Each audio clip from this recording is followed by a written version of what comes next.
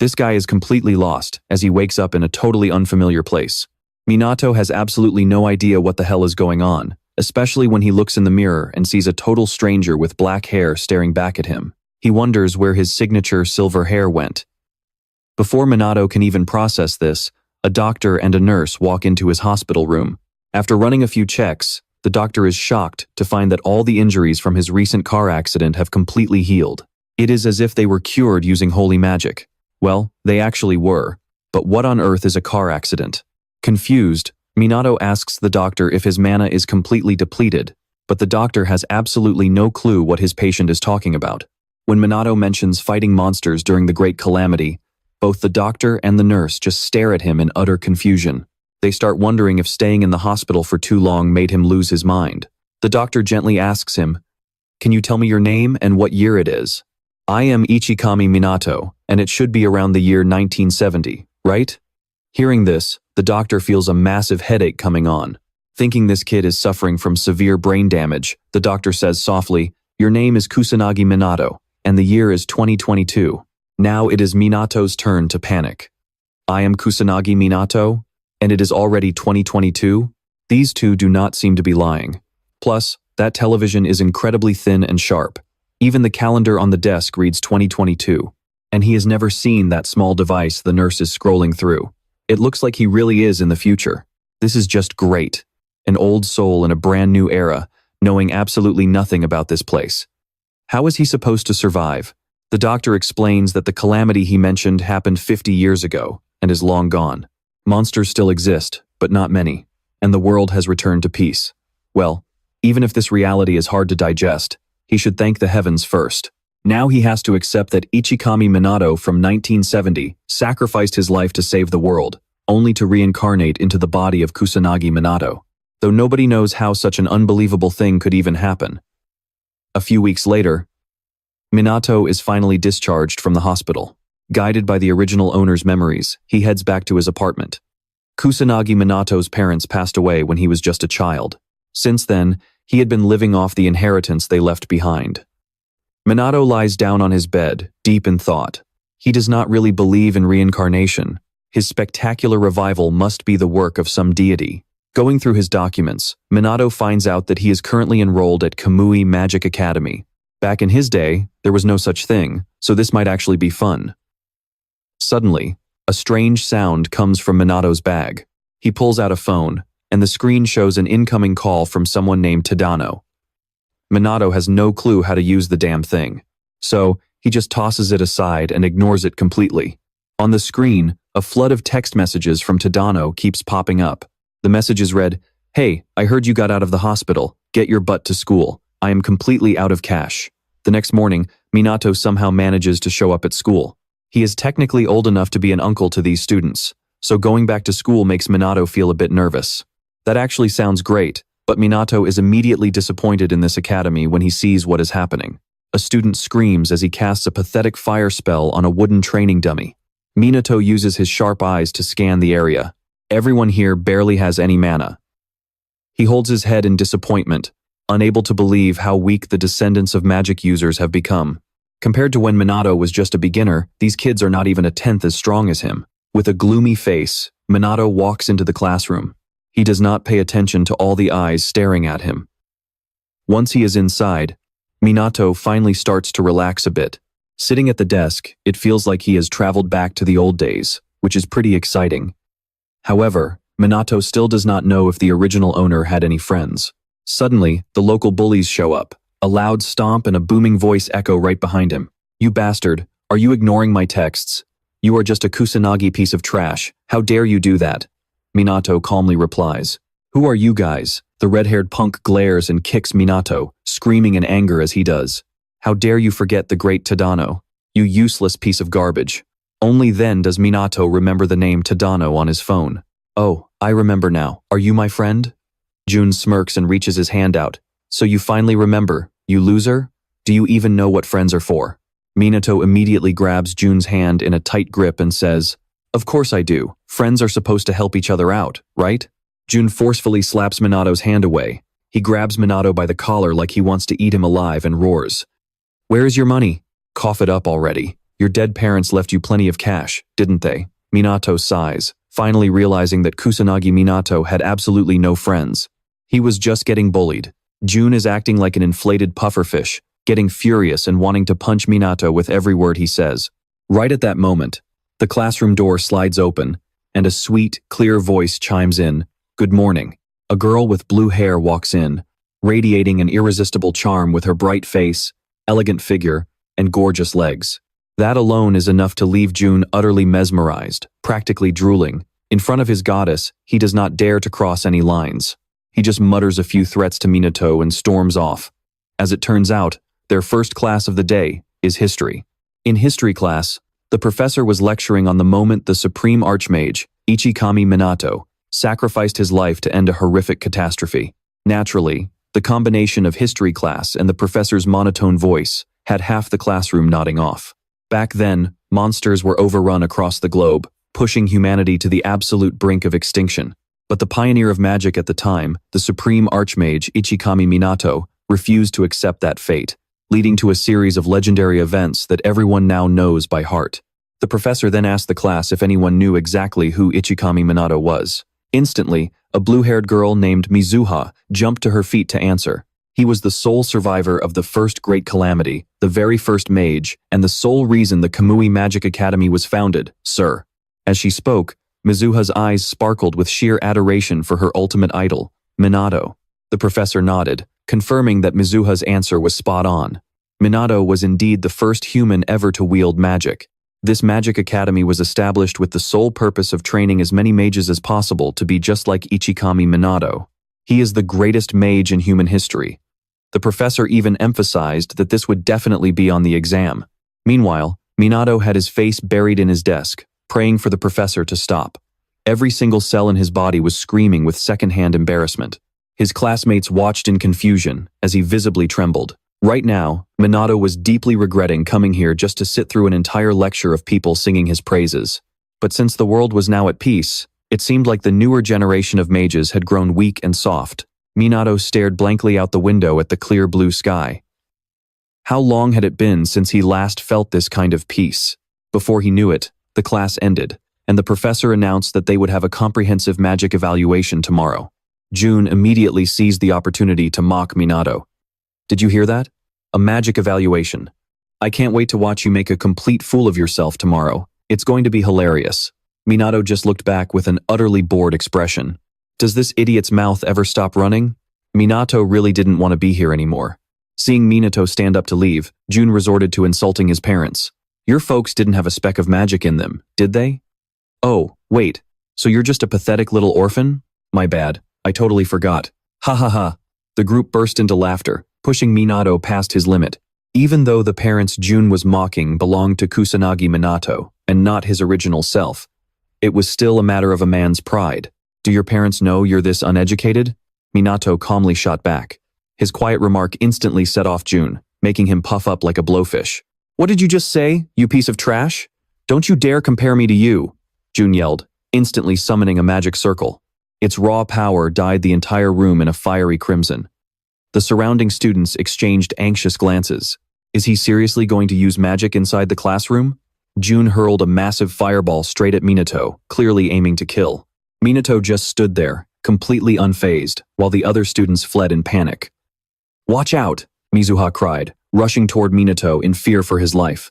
A massive explosion instantly engulfed the room in scorching heat. Mizuha couldn't reach him in time, silently cursing Jun for always showing off the tiny bit of magic he had. Without caring if he hurt the other students, Jun only felt annoyed when the class goddess yelled at him. It was that loser who started it, not me. A few seconds later, the flames died down, leaving behind a thick cloud of gray smoke that completely blocked their view. As the smoke began to clear, a figure emerged. With one hand in his pocket and his bag slung over his shoulder, Minato stood there completely unharmed, staring back at them with a totally bored expression. He scratched his head, leaving them wondering if he was praising Jun or just mocking him. Not bad. Jun looked like he had just seen a ghost. He took that hit head-on and didn't even get a scratch? To Minato, a simple first-tier spell was easily blocked by a basic barrier. He didn't even need to use real magic. Minato had let it slide because he saw Jun as nothing more than a childish brat. but it seemed this kid needed to learn his lesson the hard way. Catching a glimpse of Minato's expression, the three boys instinctively huddled together in terror. A violent blue flame erupted from Minato's body, its blinding light instantly consuming the entire room. Everyone present froze, completely unable to move a single muscle. They had no idea what kind of monstrous entity they were dealing with. Slowly, Minato stepped toward Jun, who was shaking like a leaf in the freezing winter cold. Minato reached his hand out toward him, his eyes completely devoid of light. Jun's face contorted in sheer terror, his mouth agape, unable to utter a single sound. What was that noise? Did someone just cast a spell in here? A professor suddenly burst through the door, having heard the explosion Jun caused. Minato quickly pulled his hand back. The professor glared at him, demanding to know what was going on. Letting out a quiet sigh, Minato put on his most innocent face and replied, "Nothing happened in here, sir. Perhaps someone outside accidentally misfired their magic." However, the professor pointed out that there weren't any magic clubs active on the school grounds right now. Minato quickly deflected, suggesting that someone might have just been testing their limits, since mages do love to show off their powers. "Then where is all this smoke coming from?" the professor asked, sniffing the burnt smell lingering in the air. Minato smoothly claimed it had drifted in from outside. Incredibly, the professor bought the excuse, fully trusting that Minato was too honest of a kid to ever lie. But before leaving, the professor gave his students one last warning. "I will find the culprit, mark my words. Now, everyone, get back to your seats."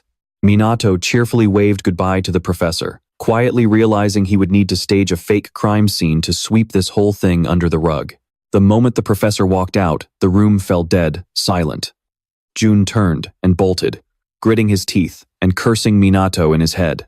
Minato, too, had a lot on his mind. Sure, they were just students, but with strength this pathetic, how could they ever hope to survive against real monsters? The great cataclysms might be over, but deadly beasts were still crawling everywhere. So, Minato decided to scout the area. That night, high above the ruins of old Shinjuku, a desolate wasteland that had never been rebuilt, Minato hovered in the sky using a magic circle, landing on a decaying rooftop to look around. He picked up his pace, but he could not sense any magical beasts in the immediate area. The place was a total wreck, but it looked like the police had already swept the area clean. Suddenly, Minato picked up a monster's presence nearby, along with the faint energy of a human. He bolted straight toward the signal. There, a young woman lay trembling on the cold ground. Standing over her was a grotesque, two-headed beast, thick drool dripping from its jaws as if it had been starving for years. Just as death was staring her in the face, Minato intervened. The beast, mere inches away, suddenly shrieked in agonizing pain. Minato had summoned a forest of razor-sharp stone spikes from the earth, utterly skewering its massive body. With a single, effortless move, he had obliterated a monster several times his own size. Minato looked down at the girl. The badge on her uniform marked her as a member of the magic police. Not wanting to get tangled up in their business, he simply warned her to be more careful next time. Before she could even utter a thank you, Minato vanished into the night sky. Once the officer finally caught her breath, she was left utterly bewildered, having no idea who her savior was. His power resembled that of an archmage. Yet she realized something shocking. He had not chanted a single spell. Gliding through the night air as smoothly as water, Minato thought to himself that covering his face had definitely been the right call. As a soul inhabiting the body of Kusanagi Minato, keeping a low profile was essential. Yet, tonight's encounter only left him deeply disappointed once again. An actual magic police officer was almost slaughtered by a low-level, trash monster. The standards of law enforcement had clearly hit rock bottom. At this rate, Minato was convinced that modern humanity could not even handle a petty, low-tier beast. It was not just the students and the police either. Mages in this era seemed to be drastically weaker than those of his past. But he did not dwell on it. In fact, it actually made him feel a bit better, knowing his strength was still highly valuable.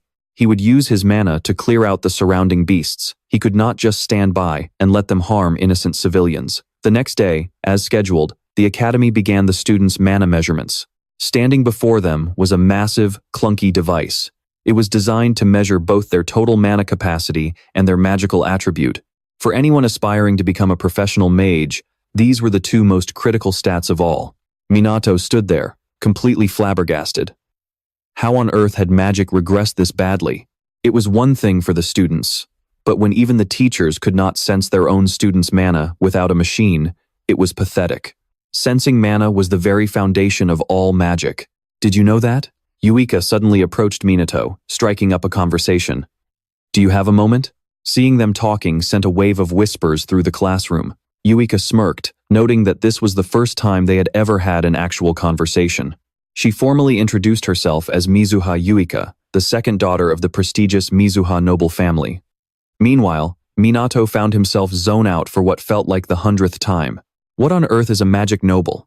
Yuika was utterly shocked that he had no idea. The Mizuha clan is one of the 4 legendary families leading all mages. Minato did not know whether to laugh or cry at this information. Back in his day, there was no such thing as noble families, and he had never even heard the name Mizuha. On top of that, her actual mana reserves were incredibly meager. For someone belonging to a supposedly elite family of mages, her energy levels were pitifully low. Meanwhile, Yuika was growing increasingly annoyed by his bizarre attitude. She had gone out of her way to talk to him, and this guy was not even showing a shred of gratitude. Off to the side, Jun was practically grinding his teeth to dust, green with envy that Yuika had approached Minato instead of him. Scratching his head, Minato decided to play along. Alright, so what does a powerful lady from a grand noble family want with a guy like me? Yuika desperately wanted to punch him right in the face, but her noble upbringing forced her to maintain her elegant composure. Watching her beat around the bush was quickly draining Minato's patience. She had approached him because he was completely unscathed after taking Jun's full-force attack yesterday. There had to be a secret behind it.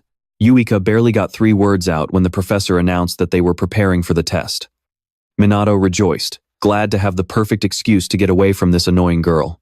Yuika sighed in frustration, but she did not lose her temper. After all, this test would finally force Minato to show his true colors.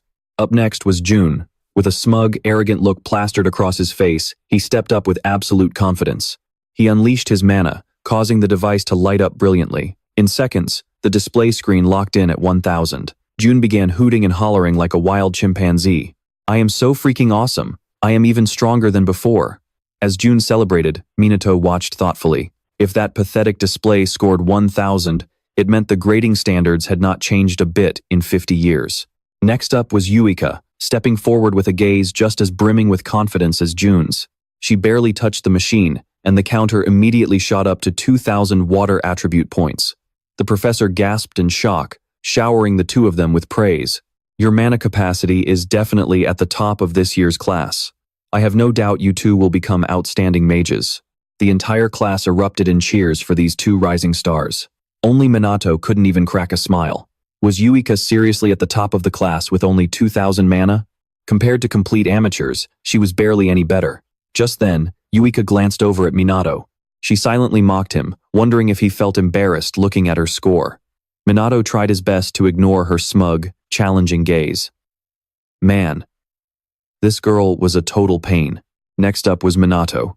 The whole class knew he was an academic genius, but when it came to actual magic, he was always at the bottom of the class. That guy Jun still thought Minato was completely useless, completely forgetting how he'd almost wet his pants in fear of him yesterday.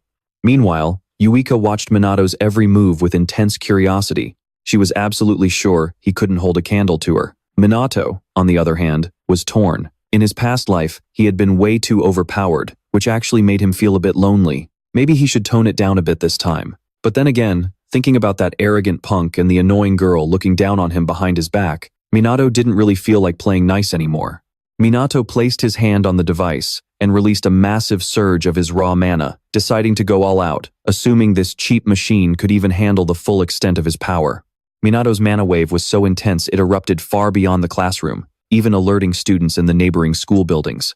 Yuika's eyes widened in sheer disbelief, having absolutely no idea what was happening. The numbers on the screen surged uncontrollably, and the evaluation stone overflowed with pure magic, shooting a beam of energy straight into the sky.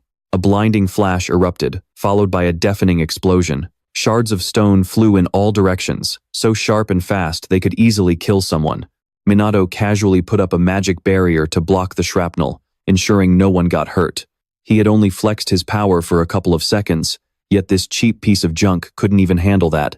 To make matters worse, no one here could even sense the true scale of his mana. Could these kids seriously become proper mages with that level of perception? The professor frantically checked the room to make sure all his students were safe and sound.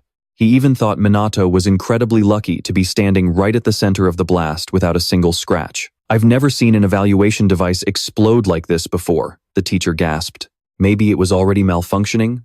But with this, we won't be able to measure Kusanagi's mana capacity and attribute. Minato wondered why that even mattered. As it turned out, the academy was about to divide the class into groups for their practical training session, but now the teacher was stumped on where to place Minato. In the end, the professor decided to assign Minato to Jun's group. Jun glanced at his two lackeys, a devious smirk spreading across his face as he replied, "Of course, Professor, we'd love to have him." The professor, completely clueless, felt relieved to leave Minato in Jun's hands. Walking past Minato, Jun tried his best to put on a cheap villain face to intimidate him. "I'm really looking forward to it too, sir," Minato replied calmly. The location for their practical training turned out to be the ruins of Old Shibuya. Since monsters still infested the ruins, Old Shibuya had been completely abandoned. Mages and police patrolled the area regularly to make sure the creatures didn't wander off into the city. That was why the academy students were brought here to help. Since mages had already cleared out more than half of the monster population, it was supposed to be a safe exercise. Minato hadn't expected them to have practical training sessions so soon. He figured it made sense. Even rookie students could handle a few low-level beasts, especially working in groups. But Minato had actually been here just last night, and something felt off. He was absolutely certain he had wiped out every single monster in this area, yet he could still sense a few lingering presences. There were no signs of any new dimensional rifts, so how were they still spawning? Meanwhile, his classmates were already placing bets on who would rack up the most kills today. Minato couldn't help but feel a bit worried for these clueless kids. Just then, the professor announced that the training session had officially begun. Right away, Jun slammed Minato against a wall, wearing his usual smug, arrogant expression. "Hey, stay right here and don't get in our way. I'm being nice right now, so don't you dare start begging me for help. You got that?" Minato calmly dusted off his sleeve and said, "If you don't like me, you could always just ignore me." Infuriated by how logical Minato sounded, Jun's anger flared instantly. "Don't talk to me like we're equals, you bottom feeder. You're nothing but trash, so why the hell is Mizuha so interested in you?" Minato looked at him blankly. Was this idiot seriously picking a fight with him over some girl?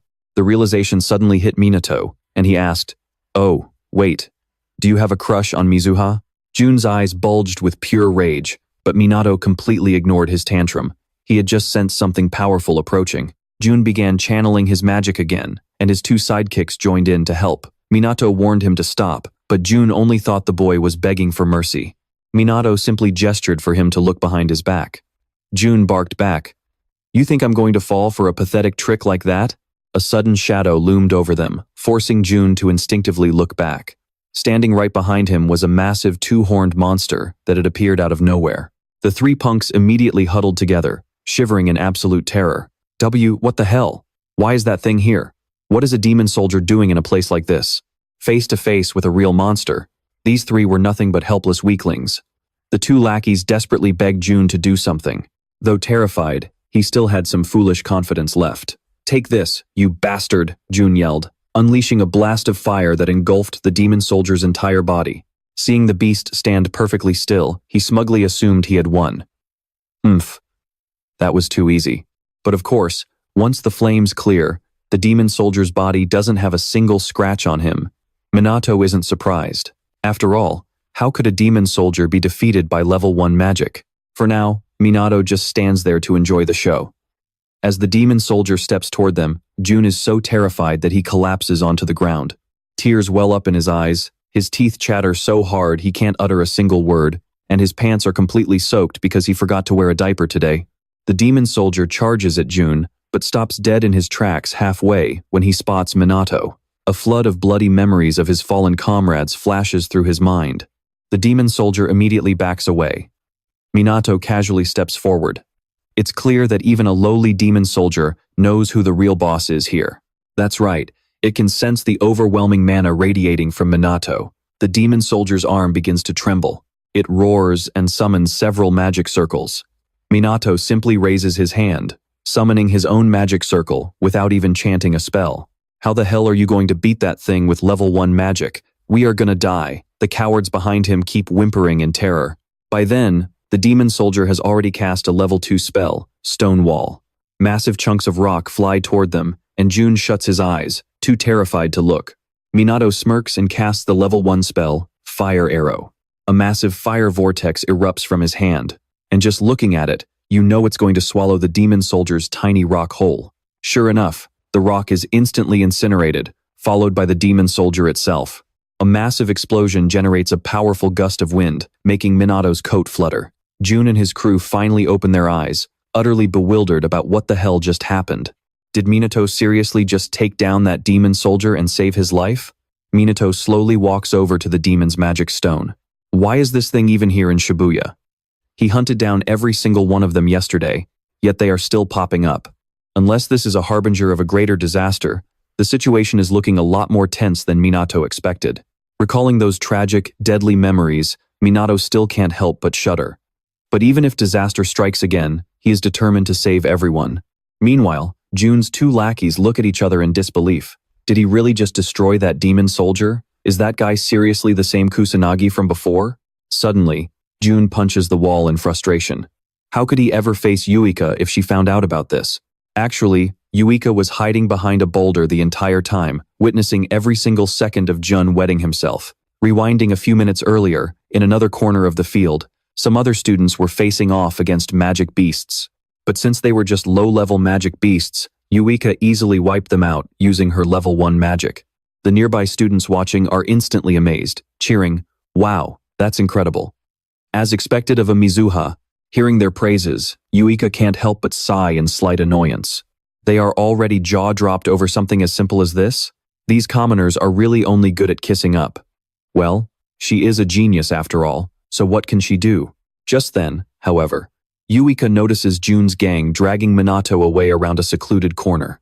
Thinking about Minato getting bullied, Yuika frowns in deep thought. Finally, she turns to the others and says, "I will leave the rest to you guys."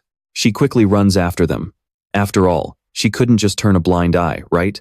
And so, Yuika hides in a blind spot, silently observing the group.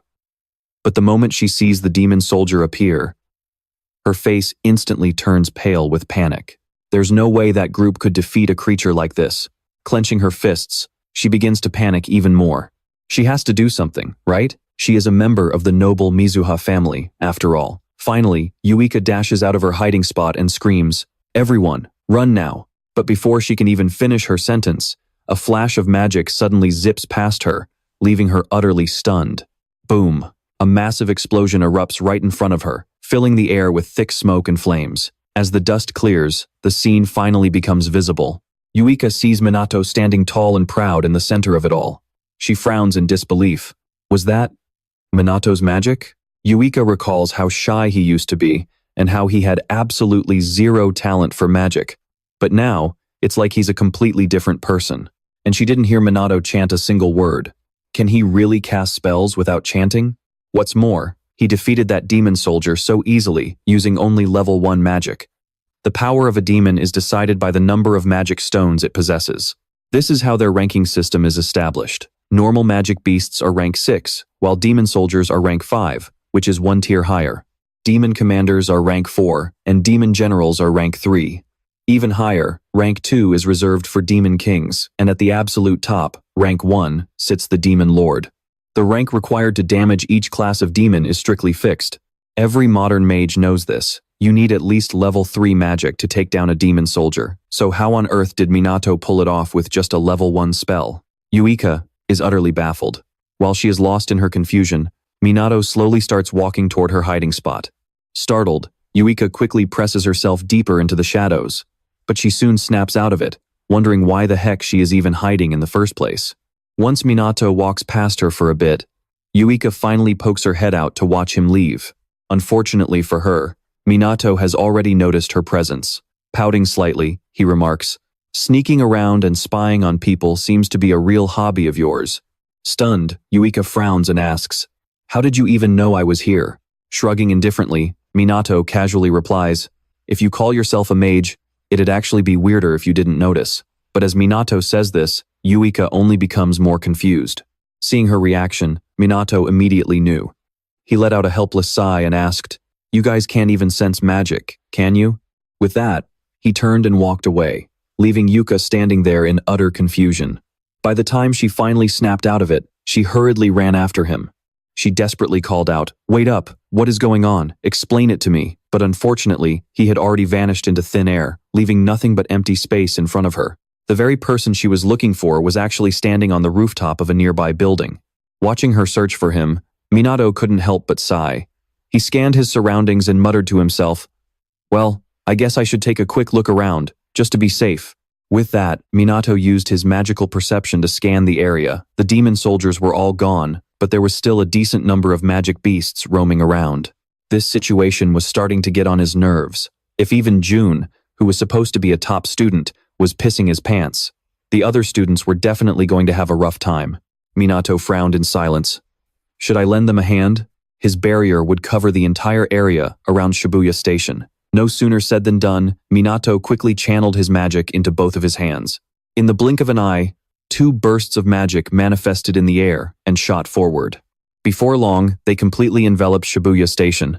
Staring at the streaks of magical energy lighting up the sky, June and his group were instantly dumbfounded, having no idea what it was, and Yuka was just as clueless.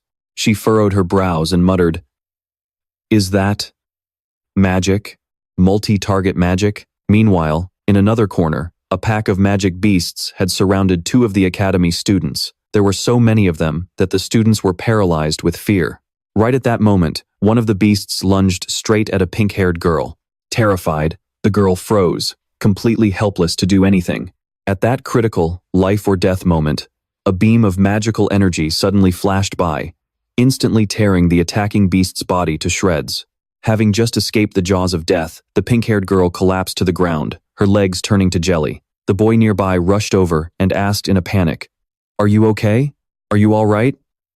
Meanwhile, up on the rooftop, Minato looked down at the scene, nodding in satisfaction. Not bad. Wiping them out like this is actually pretty entertaining.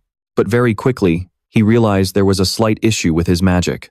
A cold sweat broke out on Minato's forehead as he realized his magic hadn't just killed the beasts, it had completely ripped them into tiny pieces. In an instant, shredded remnants of the magic beasts were scattered all over the place. Seeing this, Minato let out a helpless sigh. Did he overdo it? He ended up wiping out almost all of them. How was the practical class supposed to continue now?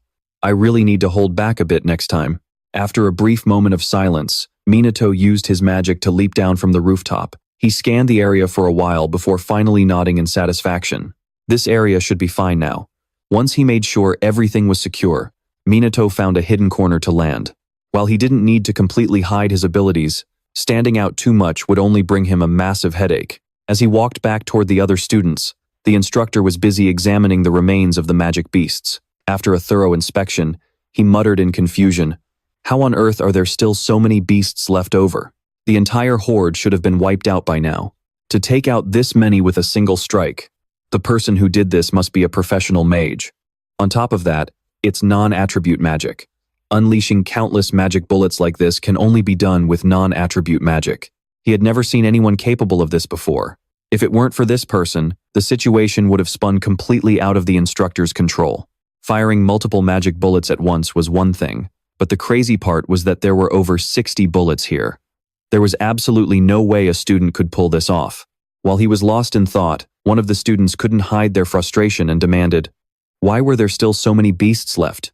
Sir, we almost died out there. It's my fault," the instructor admitted, taking full responsibility as he bowed to apologize. Pressing his lips together, he explained, "I was told the police had completely cleared out the horde. I should have double-checked with the academy.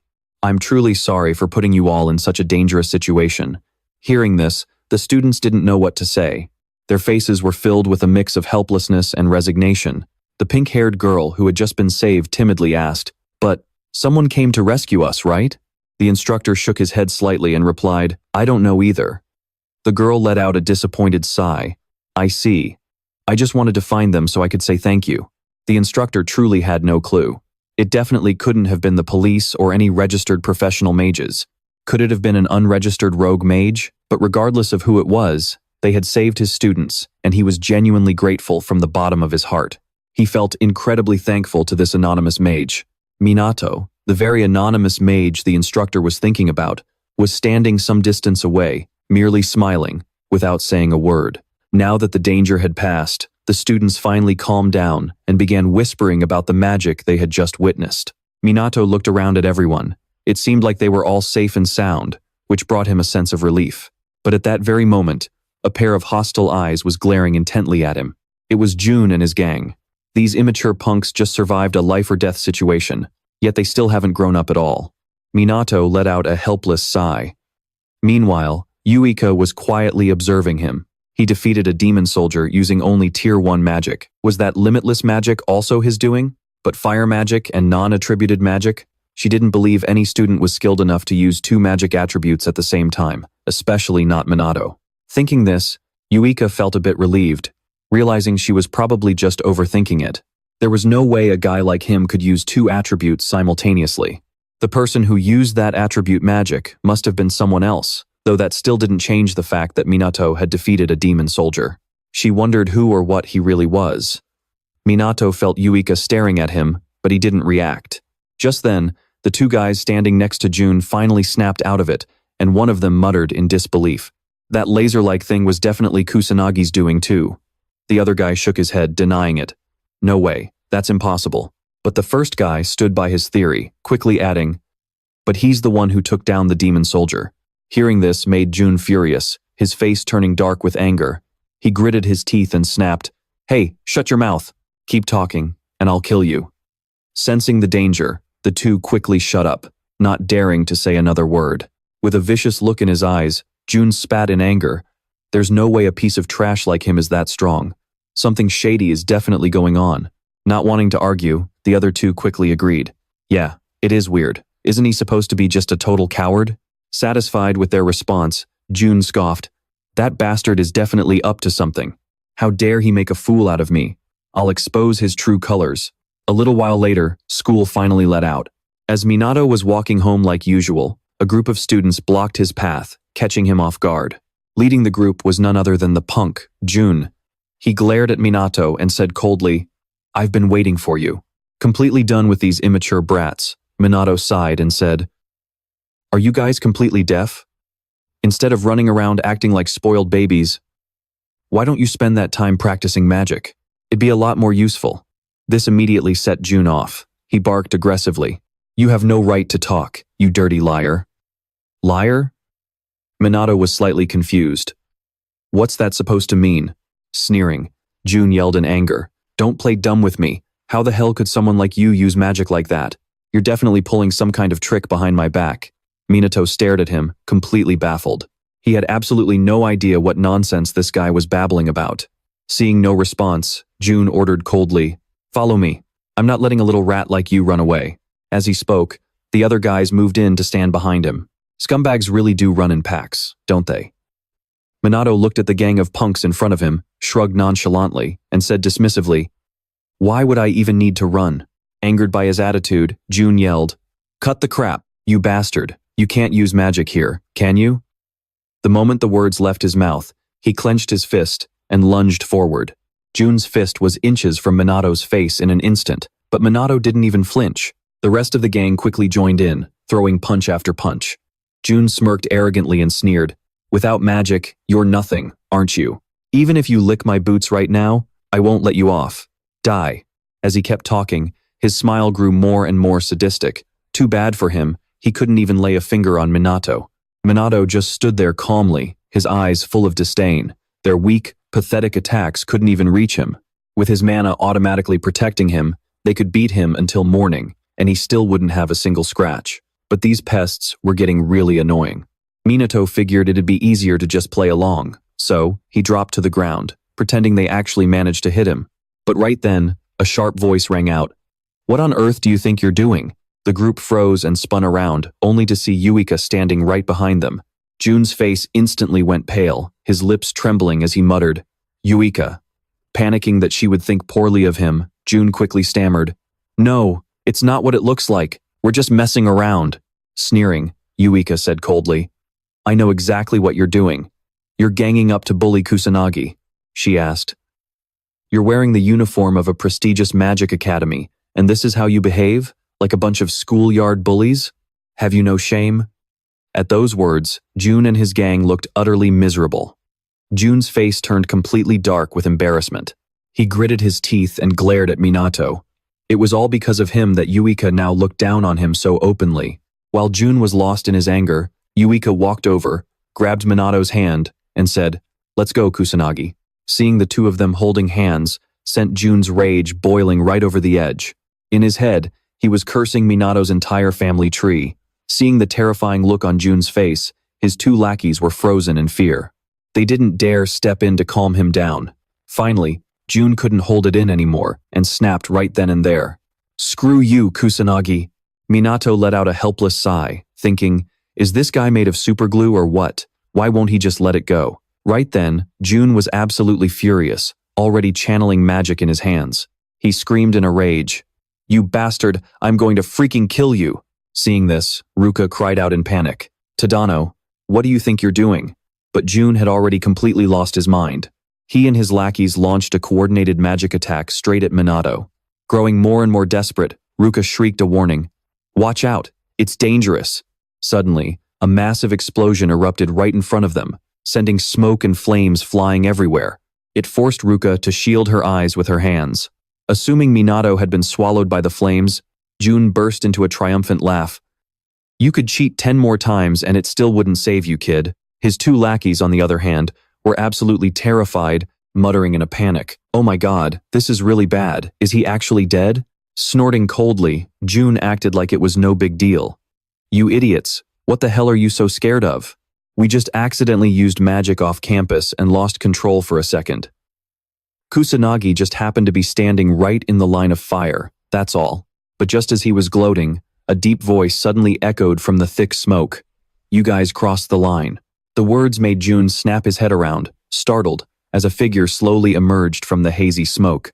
Minato stood there completely unharmed, glaring at the punk in front of him as he spoke in a cold voice. "I thought about letting it slide because you're just kids, but I guess stupidity really does demand a deadly price. It's time I taught you all a lesson." Seeing this, the color completely drained from Jun's face. He cried out in shock, "You're alive? You took all that magic head on and you're still alive?" Even Ruka, standing behind him, was just as stunned, completely frozen in disbelief.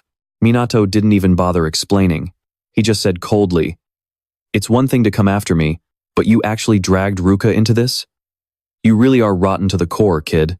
Biting his lip in frustration, Jun screamed defiantly, "You two are the ones to blame here. How dare you make a fool out of me? We're going to blast you until you two are nothing but a pile of bones."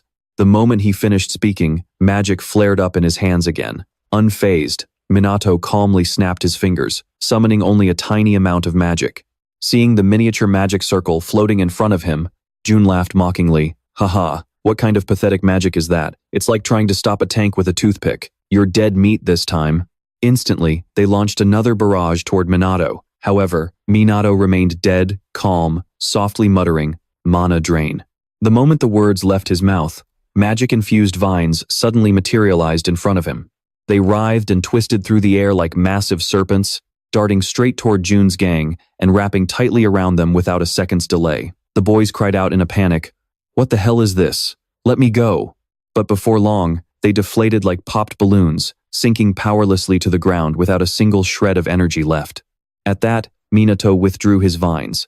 Without the vines supporting them, Jun's crew collapsed face first onto the ground. Minato was slightly taken aback. He had only drained a tiny bit of their mana, and they were already completely wiped out. This should be enough to teach them a lesson. Watching all of this unfold, Ruka was absolutely dumbfounded. What kind of magic was that? What just happened? Why did Jun and the others just pass out? While she was lost in thought, Minato grabbed his bag and got ready to leave. Seeing this, Ruka quickly shouted to stop him. "Hey, wait a second."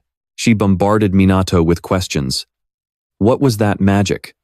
What just happened? You shouldn't even be able to use magic that fluently. Ruka kept drilling Minato with questions like she was interrogating him, which he found incredibly annoying. He scoffed and said, "Instead of interrogating me, isn't there something else you should be saying?" Ruka knew exactly what Minato meant. Stubbornly turning her head away, she muttered, "Fine, I'll acknowledge you because you just saved me. Thank you. Now, answer my question." But before she could even finish her sentence, the guy had already vanished into thin air. Ruka screamed in frustration, Where did he disappear to this time? Seriously. By nightfall in Shibuya, the atmosphere was dark and gloomy, as a figure used magic to glide like the wind through the pitch-black sky. Soon, he swiftly landed atop a skyscraper in the heart of the city. This person was none other than Minato. He was in disguise, wearing his signature hoodie. Minato used his magic to scan the area, feeling a deep sense of unease. Just as he suspected, despite killing all the monsters earlier this afternoon, the area was teeming with them once again. Could this be a bad omen? If it were just Shibuya, Minato could handle it on his own, but he could sense them lurking in other places too. This was likely far too much for the police to handle.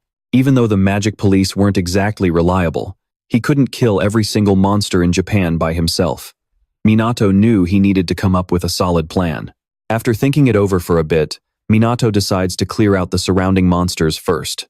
He has to be extremely careful not to stand out. With that in mind, Minato uses his magic to leap down and starts taking down the magical beasts. Wild bolts of magic rain down from the sky, wiping out the beasts in droves. Right at that moment, a drunk guy is stumbling down the street below. Completely oblivious, he has no idea that a magical beast is lurking right behind him. Without warning, the beast lunges at the man. In the nick of time, Minato flashes in and slices it to pieces. He moves like the wind. Feeling something rush past him, the drunk man quickly turns around. But seeing no one there, he shrugs it off as a hallucination. In reality, Minato had already ducked out of sight. The drunk man just keeps stumbling on his way home. Only after confirming the man is safe does Minato finally leave.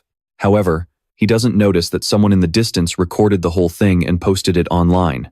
The guy smirks with absolute delight. If this video doesn't go viral, nothing will. The next morning, in the principal's office of the Magic Academy, another teacher is also present. Looking at the students in front of him, he says in a serious tone, "We have received reports that some students were seen using magic outside of school grounds. If this is true, the school will have no choice but to suspend them." The students in question are none other than Minato and Yuika. Jun and his gang were also summoned. Hearing this, Jun immediately plays the victim, asking, "What do you mean by that, sir? We did not use any magic. It was Kusanagi who came looking for trouble with us." Minato is completely speechless at his sheer shamelessness. This guy can lie straight to their faces without even blinking. Impressive. It looks like Minato cannot keep quiet anymore. Even though he was dragged into this, he still needs to clear his name. But before Minato can even speak, a loud shout echoes through the room. That is a lie. This shocks both Minato and Jun's gang. The one speaking up is none other than Yuika. She fiercely points her finger at Jun and calls him out. Kusanagi was being bullied by Tadano and his friends. Tadano's side was the one that used magic first. Hearing this, the teacher frowns and asks, "Does that mean Kusanagi used magic as well?" Defiant, Yuika immediately fires back. That was pure self-defense. He did nothing wrong. Minato is a bit surprised by this. This girl actually has a strong sense of justice, not telling a single lie. But Jun's skin is thicker than concrete. Even after being called out, he stubbornly denies it, saying, "We did not do anything wrong either." This only makes Yuika even more furious as she snaps at him. "Just shut your mouth. What kind of person bullies someone and then turns around to pin all the blame on them? Do you have no shame at all?" Even though Jun is being chewed out like a dog, he still has the nerve to argue back.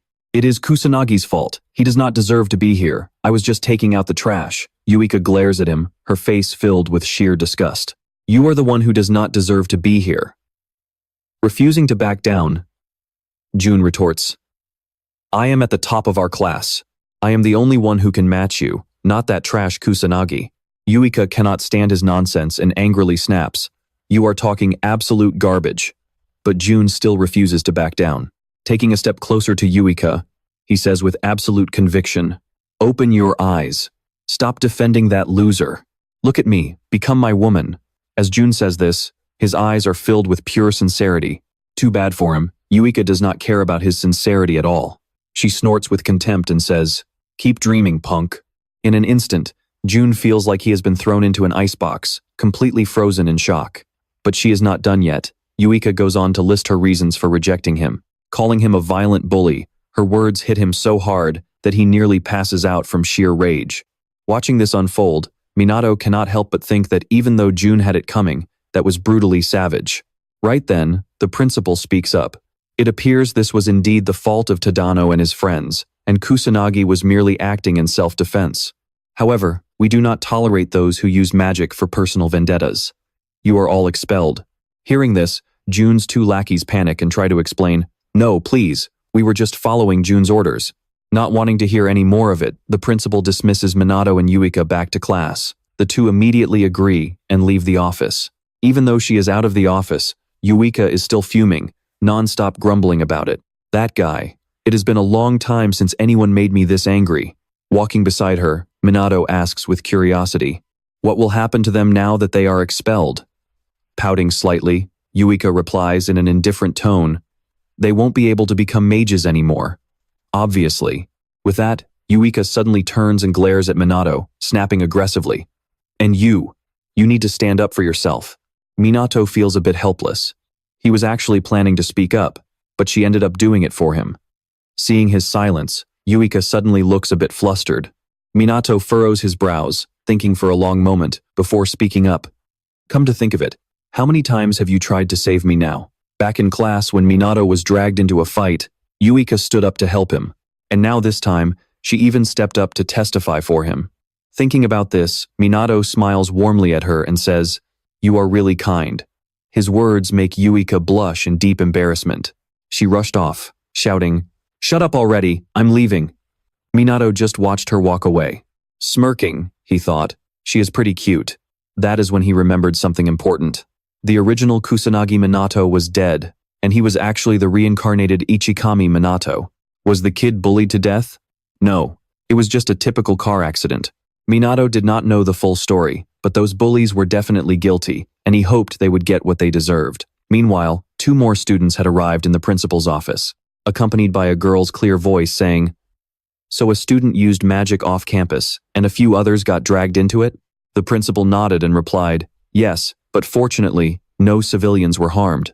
Hearing this, the girl looked confused and asked, "Then why did you call me here, sir?"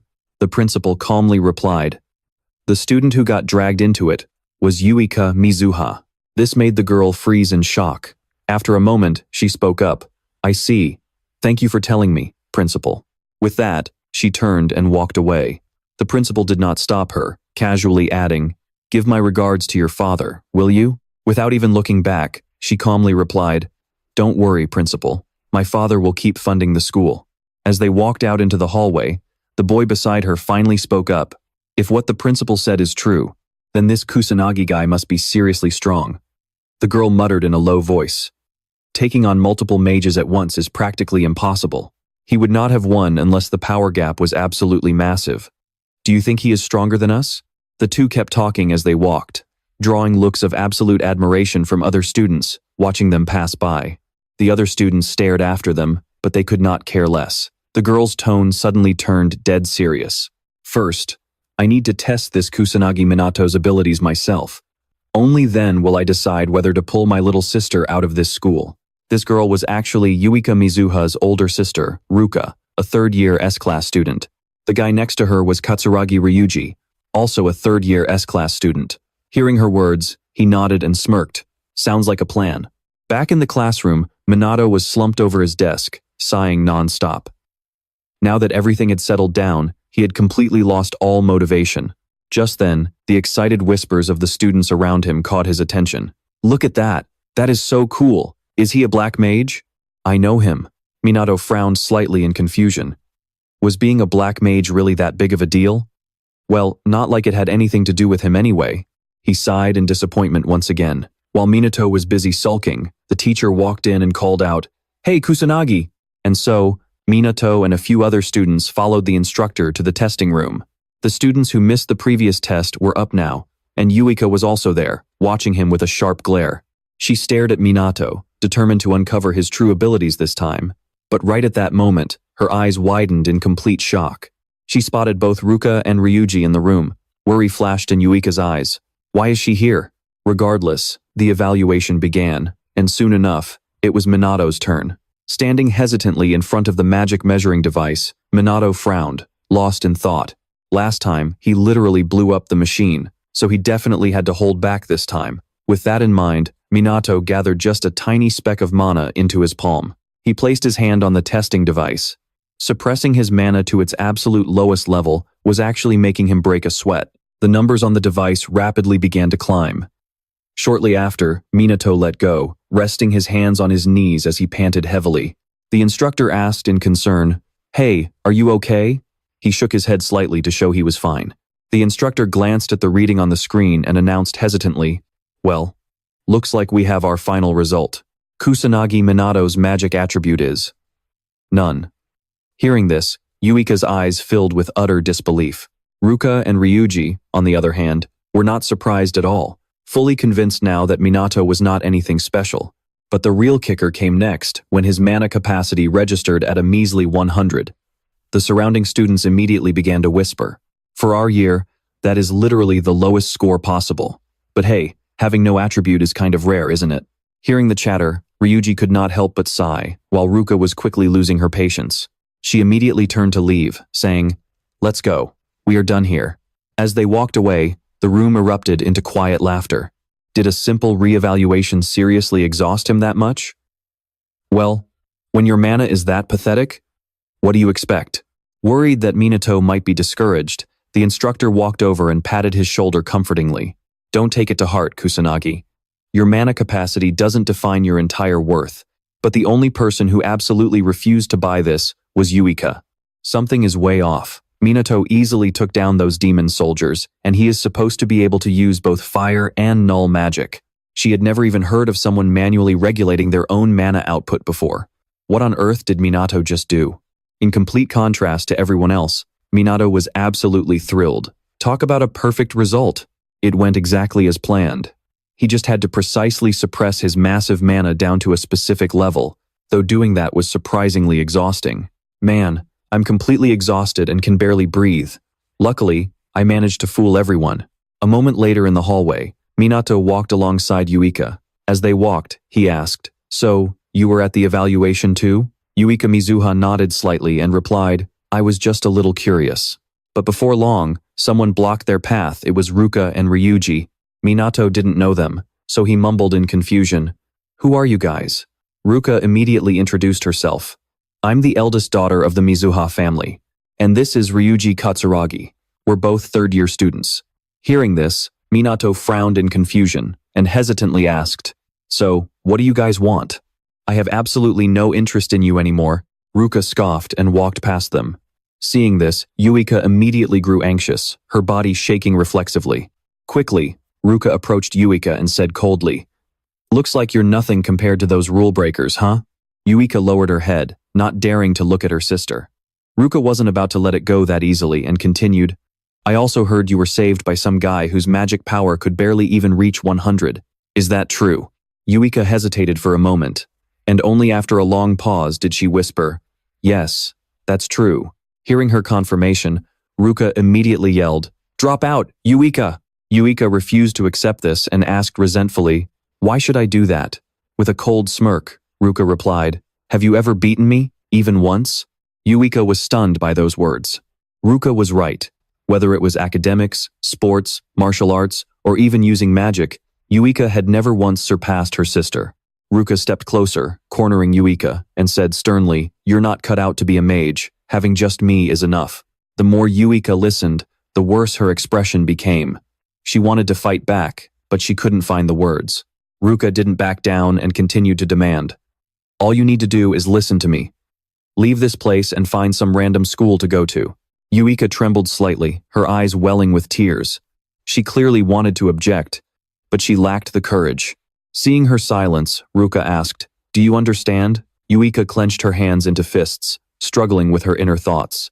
Just as she was about to give up and agree, Minato cut in before she could finish. "You're being a bit too rude." Ruka glared at him and asked coldly, "What did you just say?" Minato wasn't scared at all. He calmly said, "You just keep talking without even caring about what she has to say. If that's not rude, I don't know what is." Ruka scoffed and said coldly, "This is a private family matter. An outsider like you should keep your nose out of it."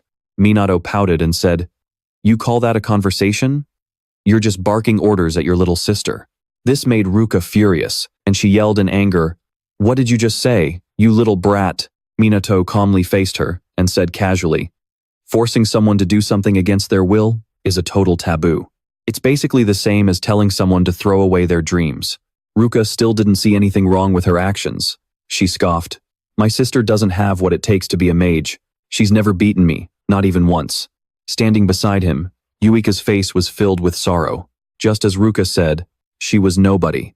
She had been deluding herself into thinking she was a genius and had what it took, even though she had never once bested her sister.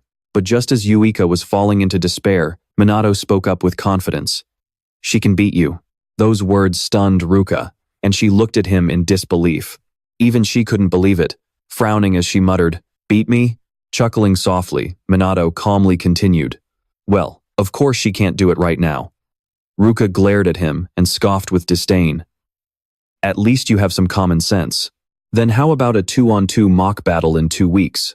Hearing this, Minato couldn't help but ask in confusion, "A 2-on-2? Thinking he was scared, Ruka mocked him. "Just a minute ago you were talking big, but now you're running away with your tail between your legs?" Letting out a cold chuckle, Minato smirked and said, "Cut the crap. I'm in too, senior. What about you?" With that, he glanced at Yuika standing beside him. Yuika was slightly stunned by the proposal, hesitating for a long time without giving an answer. Yuika was struggling internally, torn between giving up on her dream or standing up to fight just this once. After a moment of silence, she finally had her answer. She declared determinedly, "I'll participate too." Minato smiled with satisfaction. "Then it's a deal." He glanced at Ruka and smiled, saying, "If we win, you can't bring this up ever again."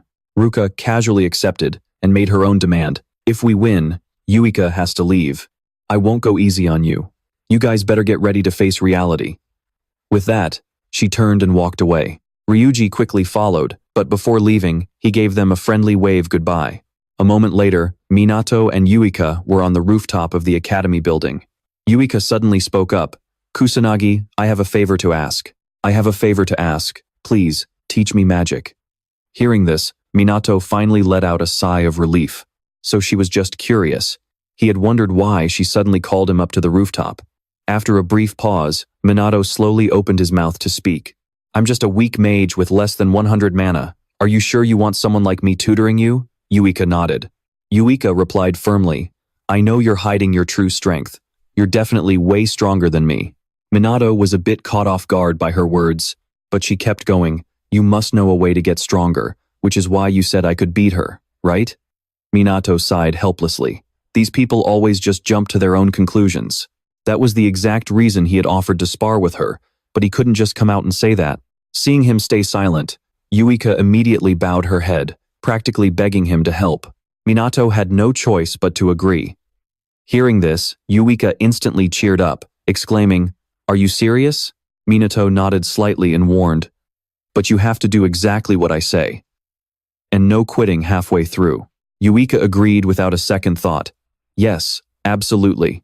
Watching her reaction, Minato couldn't help but crack a smile. With her begging like that, who could possibly say no? Besides, he needed to start preparing more from now on anyway. Training a mage shouldn't be too hard, right? With that in mind, Minato spoke up. "All right, then we start today." Before he could finish asking about a practice spot, Yuika timidly suggested, "How about my place?" That afternoon, Yuika took Minato to her residence, a massive estate. The moment they arrived, Minato couldn't help but gasp. "This place is huge." Yuika didn't think it was a big deal and said casually, "My dad is a noble mage, so this is pretty normal." Come to think of it, this was the very first time she had ever invited a guy over. She wondered if Minato found it weird to be invited here. It wasn't like she had any weird intentions, anyway. But the more she thought about it, the more embarrassed she got, unable to look Minato in the eye. Just then, Minato spoke up, suggesting they get started right away. Hearing him use her first name, Yuika panicked and gasped. "Wait, why are you calling me by my name?" Minato didn't see the issue and casually replied, "Well, your sister is Mizuha, so if I don't use your name, how are we supposed to tell who I'm talking to?" Only then did Yuika realize she was overthinking things. Noticing her reaction, Minato asked, "If you don't like it, what do you want me to call you?" Yuika shook her head slightly and replied, "No, it's fine, just call me Yuika." Seeing no issue, Minato got down to business. "All right, let's start. First, let me ask you, what exactly is mana?" Hearing the question, Yuika confidently replied, "That's easy. It's the energy inside our bodies, the foundation for casting magic. Minato didn't say whether she was right or wrong, and just asked, "And what about spells?" Yuika calmly answered, "A sort of program that converts mana into magic." Minato asked once more, "Then, is it possible to increase your mana?" Yuika confidently shook her head. Absolutely not. A mage's maximum mana capacity is predetermined at birth. Once you reach a certain age, your mana stops increasing. After answering, she grinned proudly and said, "Hee hee, what do you think?" My answers were perfect, weren't they? Every single one of them was completely wrong. Minato scoffed, his voice cold. Yuika was instantly stunned, staring at him in disbelief. Minato sighed in dismay. How could a modern mage be this clueless? What on earth happened over the last 50 years? Having no choice, he patiently explained. First of all, mana doesn't just exist inside your body, it's all around us. Spells are simply tools to assist your magic, and it is absolutely possible to actively increase your mana capacity. Hearing this, Yuika gasped in shock. That's impossible. If that were true, wouldn't all magic academies be completely pointless? Shrugging indifferently, Minato said flatly, "It doesn't matter if you believe me right now or not. I'm just going to teach you about those 3 things I just mentioned. Sit down." Yuika did as she was told and sat cross-legged on the floor. Minato calmly instructed, "I'm going to channel some magic into you. Let me know when you feel it." Yuika asked skeptically, "Can you actually sense mana?" Minato replied matter-of-factly, "You can't get stronger if you can't even do that. Close your eyes, we're starting." As soon as he spoke, Minato placed his hand on Yuika's back and began channeling magic into her body. However, when she still didn't react, Minato increased the amount of magic he was channeling. Just as he thought she still wasn't sensing anything, she suddenly cried out, "My back is getting warm. I feel something." Minato pulled his hand back upon hearing that, letting out a sigh. That was just basic mana manipulation. Yuika stared at him, murmuring in confusion, "So this is what you meant by sensing mana?" Nodding slightly, Minato said calmly, "Yes, you have to memorize this feeling. Once you can sense it, you'll be able to recognize it and locate mana sources in nature. Make that your goal." Yuika winked and grinned, saying, "Hee hee, I am a daughter of the Mizuha family, after all. I'll get the hang of it in no time."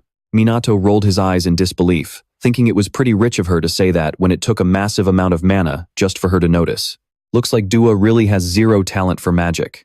A week later, still at Dua's villa, just as Minato predicted, Dua was screaming in absolute despair. "I can't do this." Minato was completely helpless too. It had been a whole week, and he had taught her so much, but this girl was just incredibly slow. Even so, the competition was just around the corner. Left with no other choice, he made a suggestion. "All right, let me transfer some mana to you one more time." With that, Minato placed his hand on Dua's back, sending his mana flowing directly into her body. After a moment, Minato spoke up. "All right, open your eyes." Dua did as she was told, and slowly opened them. In an instant, her face was filled with utter amazement. She cried out in excitement, "I see it. So this is what mana feels like?" Staring at the mana swirling around her hands, Dua was even more amazed. "This is incredible. Am I really seeing mana right now?" But wait, if that was the case, she should be able to see Minato's mana too. Eager to check, she glanced over at him, but to her surprise, she couldn't see a single thing. Unaware of what she was thinking, Minato praised her. "Nice job." Flattered by the compliment, Dua smirked and said, "Oh, please, this is nothing." Minato didn't bother arguing and casually replied, "Well, now that you can actually feel your mana, it is time to learn how to control it." He told her to cast magic using only the exact amount of mana needed, cutting out the fluff to focus entirely on efficiency, and to push her mana to its absolute limit. Once she completely drained her mana, her capacity would increase as it recovered. Minato explained that now that she could feel her mana, she could push her maximum capacity to a whole new level. Dua listened, becoming more and more shocked. Seeing her reaction, Minato sighed and asked, "Is this any different from the basics they teach you at school?" "Hey, you don't have to believe me if you don't want to." "No, I believe you." Before he could even finish his sentence, Dua interrupted with determination. "I don't doubt you at all anymore." Smirking slightly, Minato enthusiastically suggested, "Then let's move on to the next phase. Take a few steps back. Dua, we're doing a mock battle." As soon as the words left his mouth, he took off his coat and tossed it onto the ground.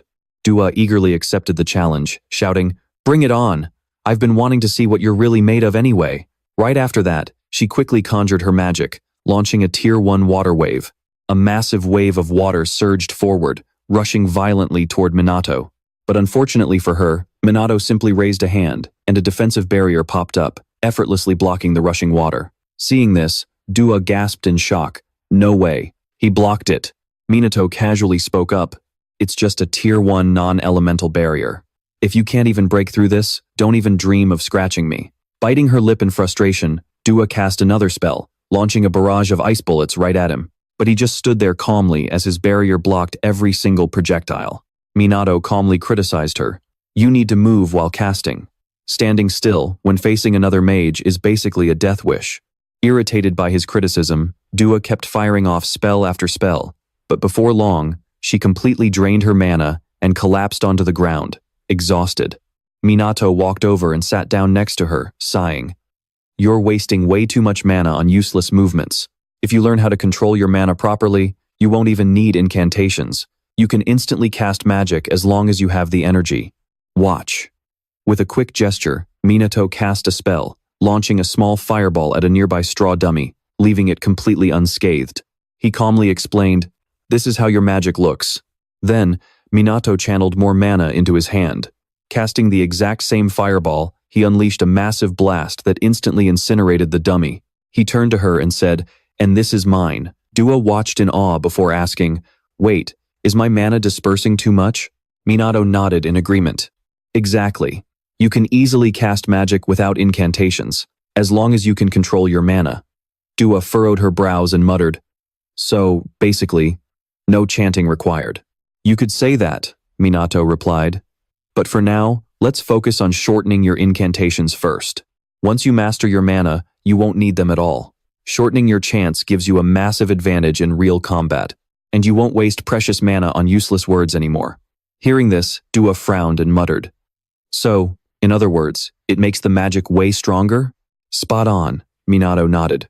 Then he instructed, "All right, let's do it again." Dua gasped in panic. "Wait, already?" Minato winked with a grin. "If we don't keep going, all of this is pointless. Train like your life depends on it." Hearing those words, Dua suddenly felt a wave of anxiety. A few hours later, Dua was completely wiped out, collapsing onto the ground. Minato looked down at her and teased, "Still breathing? From now on, this is going to be your daily routine." When night fell, Minato took his usual stroll through the city, heading toward Harajuku this time. He scanned the area with his mana, and just as he suspected, this place was crawling with monsters too. Even though he had been wiping them out constantly, their numbers weren't dropping at all. What on earth was going on? Right then, Minato suddenly sensed something nearby. In the distance, a little kid was cornered by a monster. He rushed over immediately, taking the beast down without a second thought. That magic beast. Minato glanced at the kid, asking with concern, "Hey, are you okay?" But the kid didn't answer, instead raising a camera to take a picture of him. Fortunately, Minato was one step ahead, using his magic to vanish in a flash. Once he was safe, Minato finally let out a sigh of relief. That kid had the nerve to take a photo without even saying thank you. What is wrong with people these days? I will need to find a mask next time. With that thought, he turned around and headed home. The next afternoon, after school, Minato and Yuika returned to the mansion. The two of them continued their training. As usual, Yuika was the first to hit the ground. She lay there, panting heavily. Standing beside her, Minato couldn't help but feel helpless. There were only a few days left before the mock battle. She was gradually improving, but in every aspect, she still couldn't match Ruka. There was no way Yuika would stand a chance if things kept going like this. With that on his mind, he suddenly spoke up. Sometimes, giving up is also an option, you know. Hearing this, Yuika lowered her head, but she quickly stood right back up and muttered softly, "I am always being compared to my sister, and I can't beat her at anything. I have already been forced to give up on so many things, but magic is the one thing I refuse to give up on." Minato narrowed his eyes at her and said without hesitation, "But at this rate, you won't be able to win." Determined not to back down, Yuika proposed, "Then let's train harder." Cracking a smile, Minato raised an eyebrow and replied, "I won't go easy on you." "Now that's what I want to hear," Yuika said excitedly, showing she had absolutely no intention of quitting. After that, Minato coached Yuika even more intensely, and they kept sparring non-stop. They only stopped when Yuika was completely out of breath. A few days later, Yuika was finally able to hold her ground for a long time. Minato smiled with satisfaction and said, "You passed." Hearing this, Yuika cheered happily, exclaiming that she had finally done it. Minato also praised her.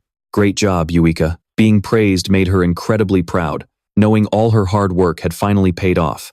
A few days later, the day of the mock battle finally arrived. Minato and Yuika stood in front of the training grounds, but as soon as they arrived, the scene inside left them both completely stunned.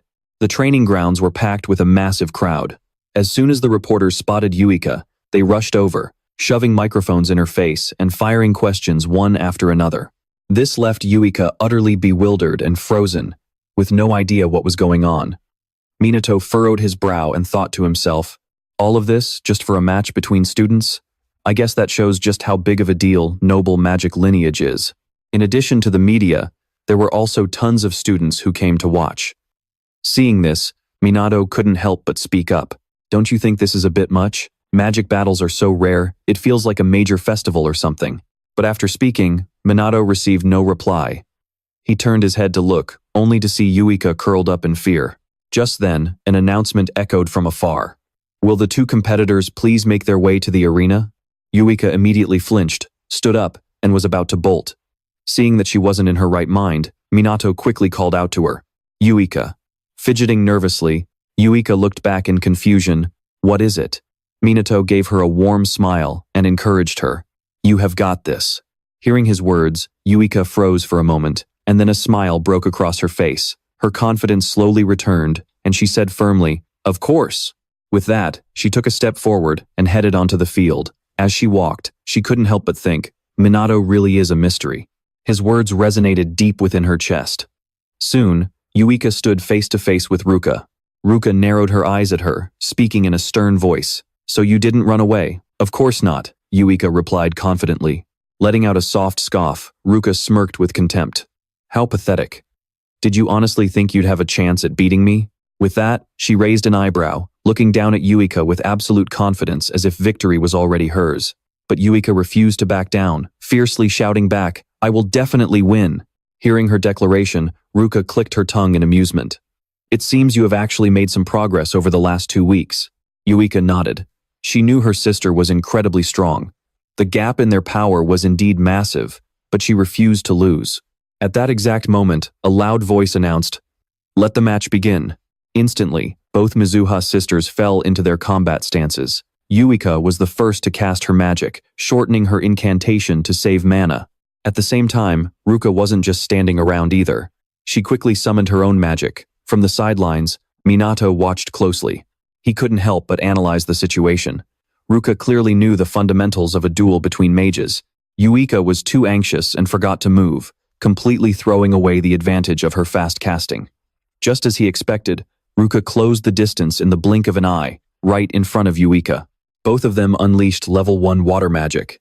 2 surging waves clashed violently in an instant. But due to her weaker mana, Yuika's wave was quickly overpowered. She was hit by Ruka's counterwave, but managed to break free from it. Ruka was visibly shocked. She actually dispelled it? She is definitely getting stronger. Even Ruka couldn't help but admit, "You have actually gotten stronger in just 2 weeks." Hearing this, Yuika was instantly thrilled. This was the first time she had ever received praise from her older sister. Seeing her reaction, Ruka frowned with annoyance and asked, "What is there to be happy about?"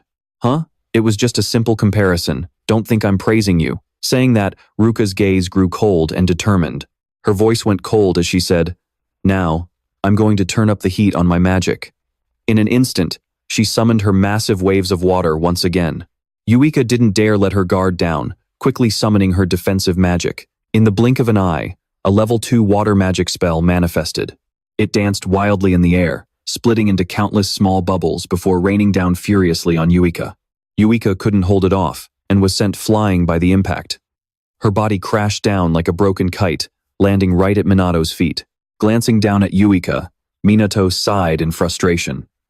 When it came to casting speed, her opponent was just on a whole different level. As he was lost in thought, Ruka approached from a distance and asked coldly, "Aren't you being a bit too harsh? Aren't you going to help her? You've stepped in to protect her before, haven't you?" No need, Minato replied without a shred of hesitation. This left Ruka completely stunned, her eyes wide with shock. Right then, Yuika pushed herself up from the ground, though her body was still trembling uncontrollably. Ruka's jaw dropped as she gasped in disbelief. How is this possible? I hit you with level 2 magic. How are you still standing? Biting her lip hard, Yuika said with fierce determination, I will not lose.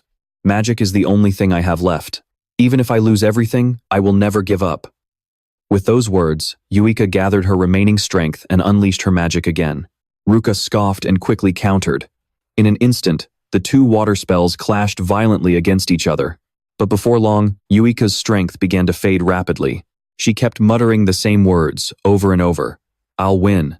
I won't give up. Before collapsing weakly onto the ground. The outcome of the battle was finally decided. Yuika had completely drained her mana, leaving Ruka as the victor.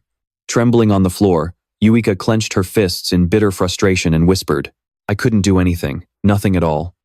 Minato sighed and walked over to help Yuika up. It was a battle of magical control, but she was simply outclassed in raw mana capacity. Ruka watched them, speaking with a cold indifference. Do you get it now? That girl has absolutely no talent. Kusanagi, I'm sure you think so too. Minato gave a flat, indifferent response. You're right, she has no talent. Yuika is clumsy, her progress is painfully slow, she lacks raw ability, and she's even worse in a real fight. But there's one thing about Yuika that I actually admire. She's incredibly hardworking, and she trains like a complete idiot. Hearing this, Yuika looked up at him in surprise. Ruka, however, just rolled her eyes and shrugged. And look where that got her. Before she could finish, Minato coldly cut her off. She lost, yes. But I like people who work hard, just like Yuika does. His words brought tears to Yuika's eyes. It was the very first time anyone had ever acknowledged her hard work. Ignoring her reaction, Minato continued, Yuika is my student. It really gets on my nerves when you talk trash about her. Hearing this, Yuika sobbed, tears streaming down her face. Ruka just scoffed, looking down at him with contempt. You've got a lot of nerve talking big when your magic level is barely at 100. Shrugging indifferently, Minato replied with absolute confidence. And that guy with only 100 mana is going to defeat you. Ruka was instantly triggered, her face twisting in anger. She scoffed. You sure have a big mouth. Fine, but I'm not going to waste my energy on a nobody like you. Ryuji spoke up excitedly, thrilled that it was finally his turn to fight. As Ruka brushed past him, she ordered coldly, finish him off quickly. Ryuji chuckled and nodded. You don't have to tell me twice. Meanwhile, Minato carried the injured Yuika back to the bench. He gently sat her down on a bench and said casually, Now, keep your eyes on my match. Yuika nodded quietly in response. But right then, she realized something strange. Her body didn't hurt at all, and all her injuries were completely healed. Unaware of her confusion, Minato slowly walked up to the arena. Even though he had bragged earlier that 100 mana was enough to take down Ryuji, he knew that if he didn't give it his all, he didn't stand a chance. He decided to cap his mana at exactly 100, relying solely on chantless, null attribute magic. He wasn't even going to raise a barrier, which meant a single direct hit could literally take him out of the game. The more he thought about it, the more his blood pumped with excitement. Seeing Minato step onto the arena, Ryuji called out eagerly, Sorry kid, but I'm not planning to go easy on you. Smiling faintly, Minato retorted, That's fine. In that case, I'll go easy on you. Instantly, the entire arena erupted into a frenzy, with the crowd roaring with excitement. Ryuji, don't overkill him. Be gentle with the kid. Up on the stage, Ryuji unleashed his massive mana pool. Minato estimated it to be around 8,000. To his past self, that would have been like an ant trying to fight a giant, and now he was limited to just 100 mana. Without further ado, the second match between Minato and Ryuji officially began. Ryuji summoned his spell with a grin. Don't hate me for this. This single attack would be more than enough to test if Minato was truly the one who had defeated those expelled students. Ryuji wanted to see if the kid could survive his full power strike, but before he could even release the attack, a sharp beam of mana shot straight between his eyes. Too slow, Minato scoffed, pouting with disdain. This left the students in the stands completely stunned. It hadn't even been 3 seconds, and it was already over? Since Ryuji was knocked out cold, the victory went to Minato just like that. Ruka rushed over to check on Ryuji.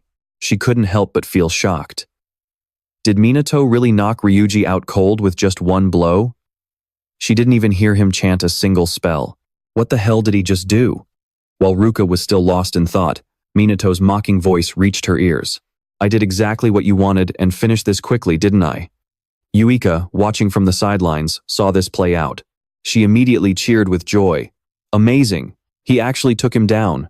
Ruka glared at Minato, her voice turning ice cold. Seems like you have some talent after all. Minato casually smirked. As long as I'm better than you, that's all that matters.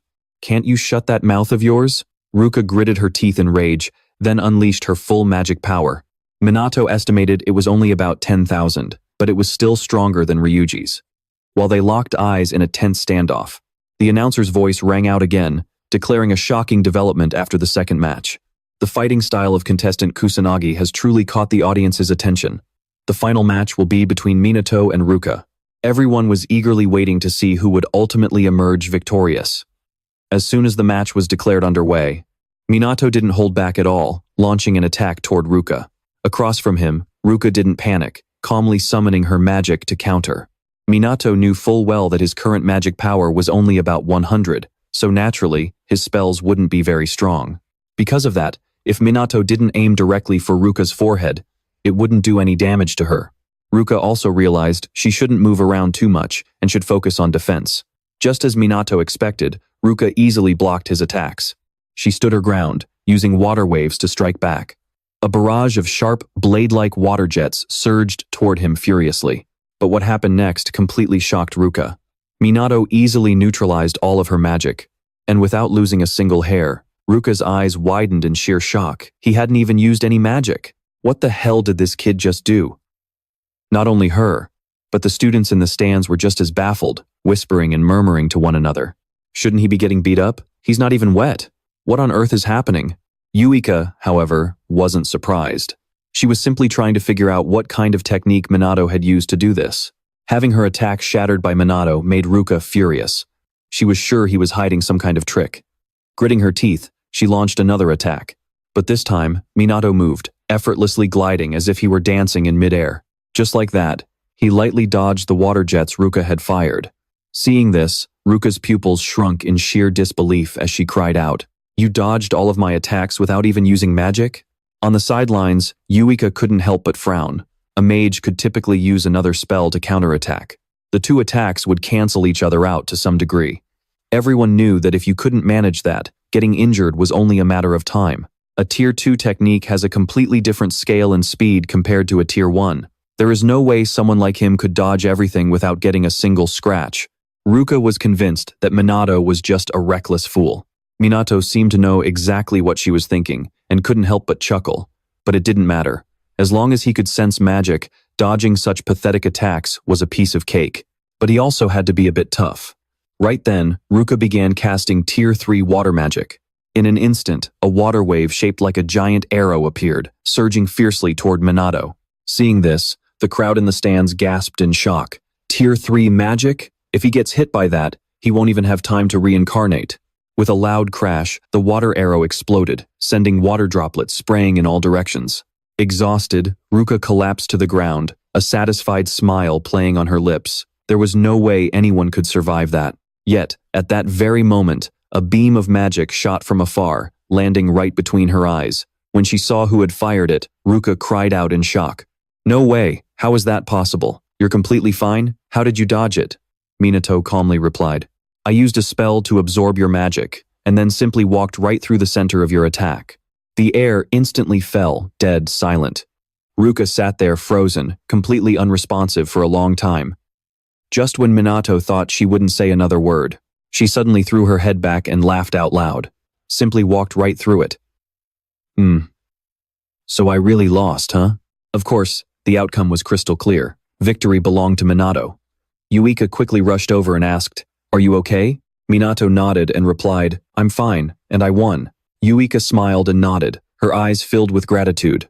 Seeing how happy the two were, Ruka stood up from the ground and said coldly, "As promised, I won't bring this up ever again. You can do whatever you want." Hearing this, Minato couldn't help but feel a bit helpless. Minato sighed, thinking to himself, "Still, as arrogant as ever, huh?" Then, he suddenly chuckled and joked, "Yuika's wound is pretty shallow, you know." You went way too easy on her, sis. Yeah, if only our match had gone like that too. Hearing this, Ruka yelled back in frustration. Yeah, dream on. That was never going to happen. Minato brushed off her comment and continued. Yuika has gotten way stronger after just 2 weeks. You noticed that too, didn't you? Stop coddling her so much. Hearing this, Yuika made a firm promise. I will definitely get stronger, sis, so you won't have to worry about me anymore. I promise. Ruka narrowed her eyes at the two of them, hesitating for a long moment before finally nodding. Yeah, I guess you're right. Thanks to this battle, the Mizuha sisters had grown much closer. Watching them, Minato couldn't help but feel a wave of warmth. Right at that moment, dark clouds suddenly rolled across the sky, bringing a terrifying, heavy aura that caught Minato completely off guard. He quickly looked up at the sky, his face instantly turning dead serious. Could this bizarre, overwhelming magic power be a calamity? Ruka and Yuika noticed it too, and their faces instantly went pale with dread. Meanwhile, back in the classroom, Jun and his lackeys were tearing through Minato's desk, scattering his belongings all over the floor. After searching for a while and finding absolutely nothing, one of Jun's goons groaned in frustration. He's only got textbooks and notebooks. This guy's like a total straight-A golden boy, man. Jun gritted his teeth in sheer frustration, muttering, he has to have something on him. Otherwise, how on earth could he use magic like that? But right then, the other goon caught sight of something outside and gasped. What the hell is that? Thinking they had found a clue, Jun quickly spun around to look. But the sight outside froze him with pure terror. The sky outside was dyed a terrifying blood-red color, throwing all three of them into an instant panic.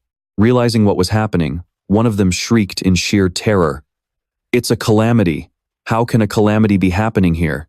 Outside the arena, the crowd of reporters and students was in utter chaos. No one could have ever imagined a calamity would strike the Magic Academy. Minato's expression darkened. How could a calamity happen right at this moment? Don't tell me this has something to do with what happened back in Shinjuku. The first calamity also struck Shinjuku. Is this just a mere coincidence? Or is someone pulling the strings? As he was lost in thought, magic beasts began pouring out of a tear in space. The students panicked and began to run in terror. The instructor rushed over, desperately trying to get everyone to calm down. But in a chaotic moment like this, who could possibly stay calm? Suddenly, a massive blast of magic shot through the air, instantly obliterating the beasts that were lunging at the students. The one who fired the blast was none other than Minato. He yelled out, "Calm down, everyone." His booming voice instantly silenced the panicked crowd. Even though they were still terrified, they stopped running and stood frozen in place.